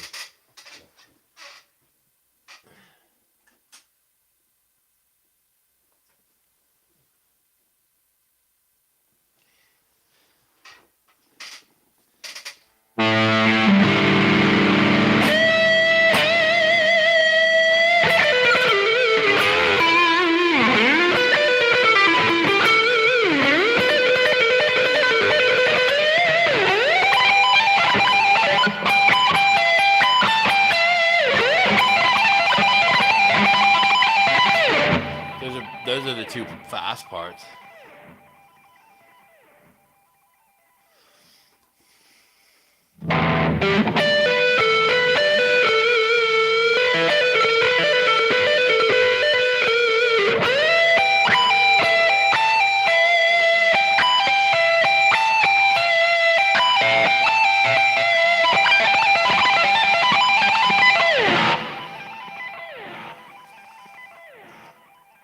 Oh, that I love Vacation, man. The first one. No, it wasn't that one. It was not John Candy, the other guy, the loud one from Saturday Night Live, where he had to go out on the road and sell his something happened.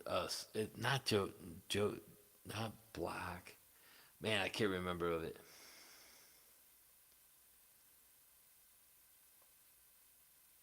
Yeah, the you might be able to do this one on piano. You would probably have to tap like the two notes, maybe the two notes high here with a lower bass note, like a triplet. This one, I don't know if you'd be able to do.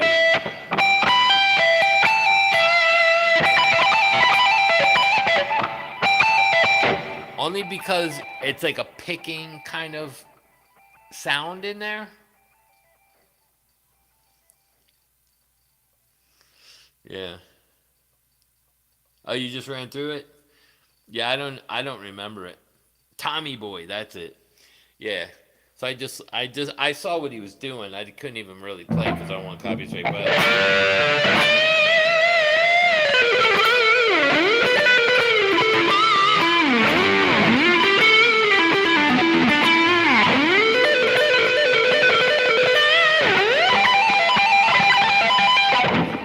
something like that. Their lead. I always like their leads, but oh, that's how you're doing it.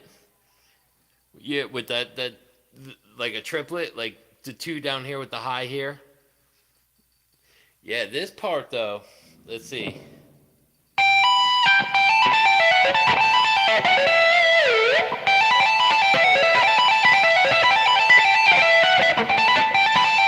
Maybe think of it more like a hammer on.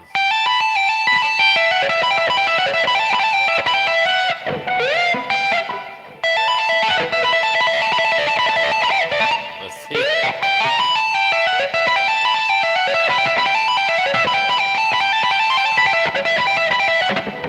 Because I always think like the octave thing with the triplet kind of yeah the yeah kind of like that. It's more for on the piano. It's more of like a rhythm with the keys. That's the hard part to mimic the guitar is that rhythmic because you don't get that because there's staccato in there. It's like some because it's muted. Yeah, I'm tired. It's almost 12. You're in New. It's 4 p.m. in New Zealand. Wait a second. Let me time travel there. No, it'd be really fast. Yeah, that's the thing, that muted kind of sound. But I'm gonna take off in a few minutes.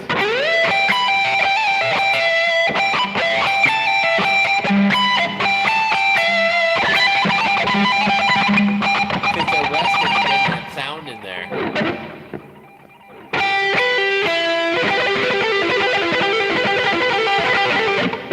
See, and if you do it lower, it doesn't have that same feel.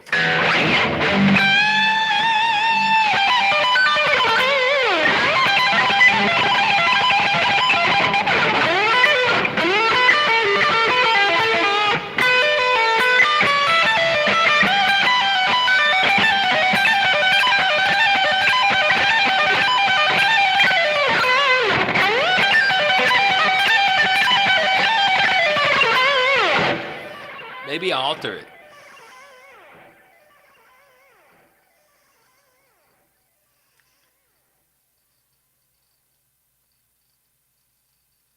That's not Richard Pryor. Oh my God, Silver Streak. Oh,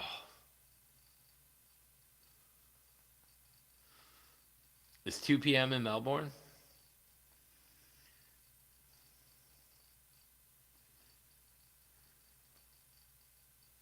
That's crazy. Do you understand what's coming out my mouth? What was that big heavy? Was that might have been Silver Streak? Where they were playing cards with the big heavy dude, like that murdered people. He had the bald shaved head. Silver Streak. 315.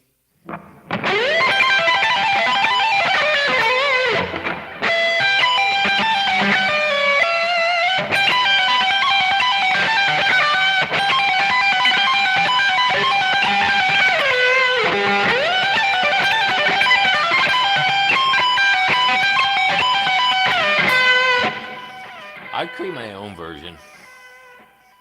Gibson, Mel Gibson, and Danny Glover. Oh my God, Gone Fishing was. I love Gone Fishing.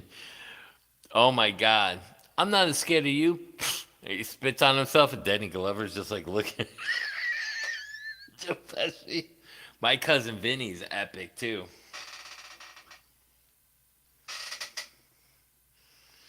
Monty Python. Oh my God. Yeah. All right, everybody. Let me take off.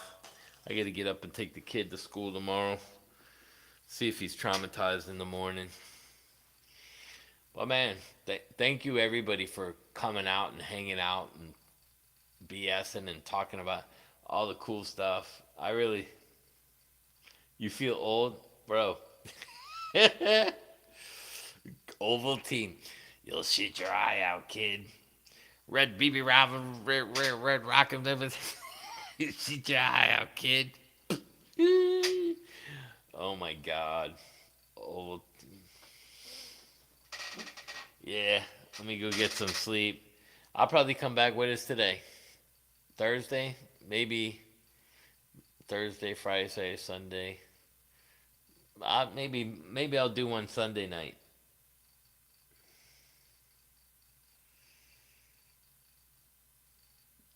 Do I know you? Oh my God.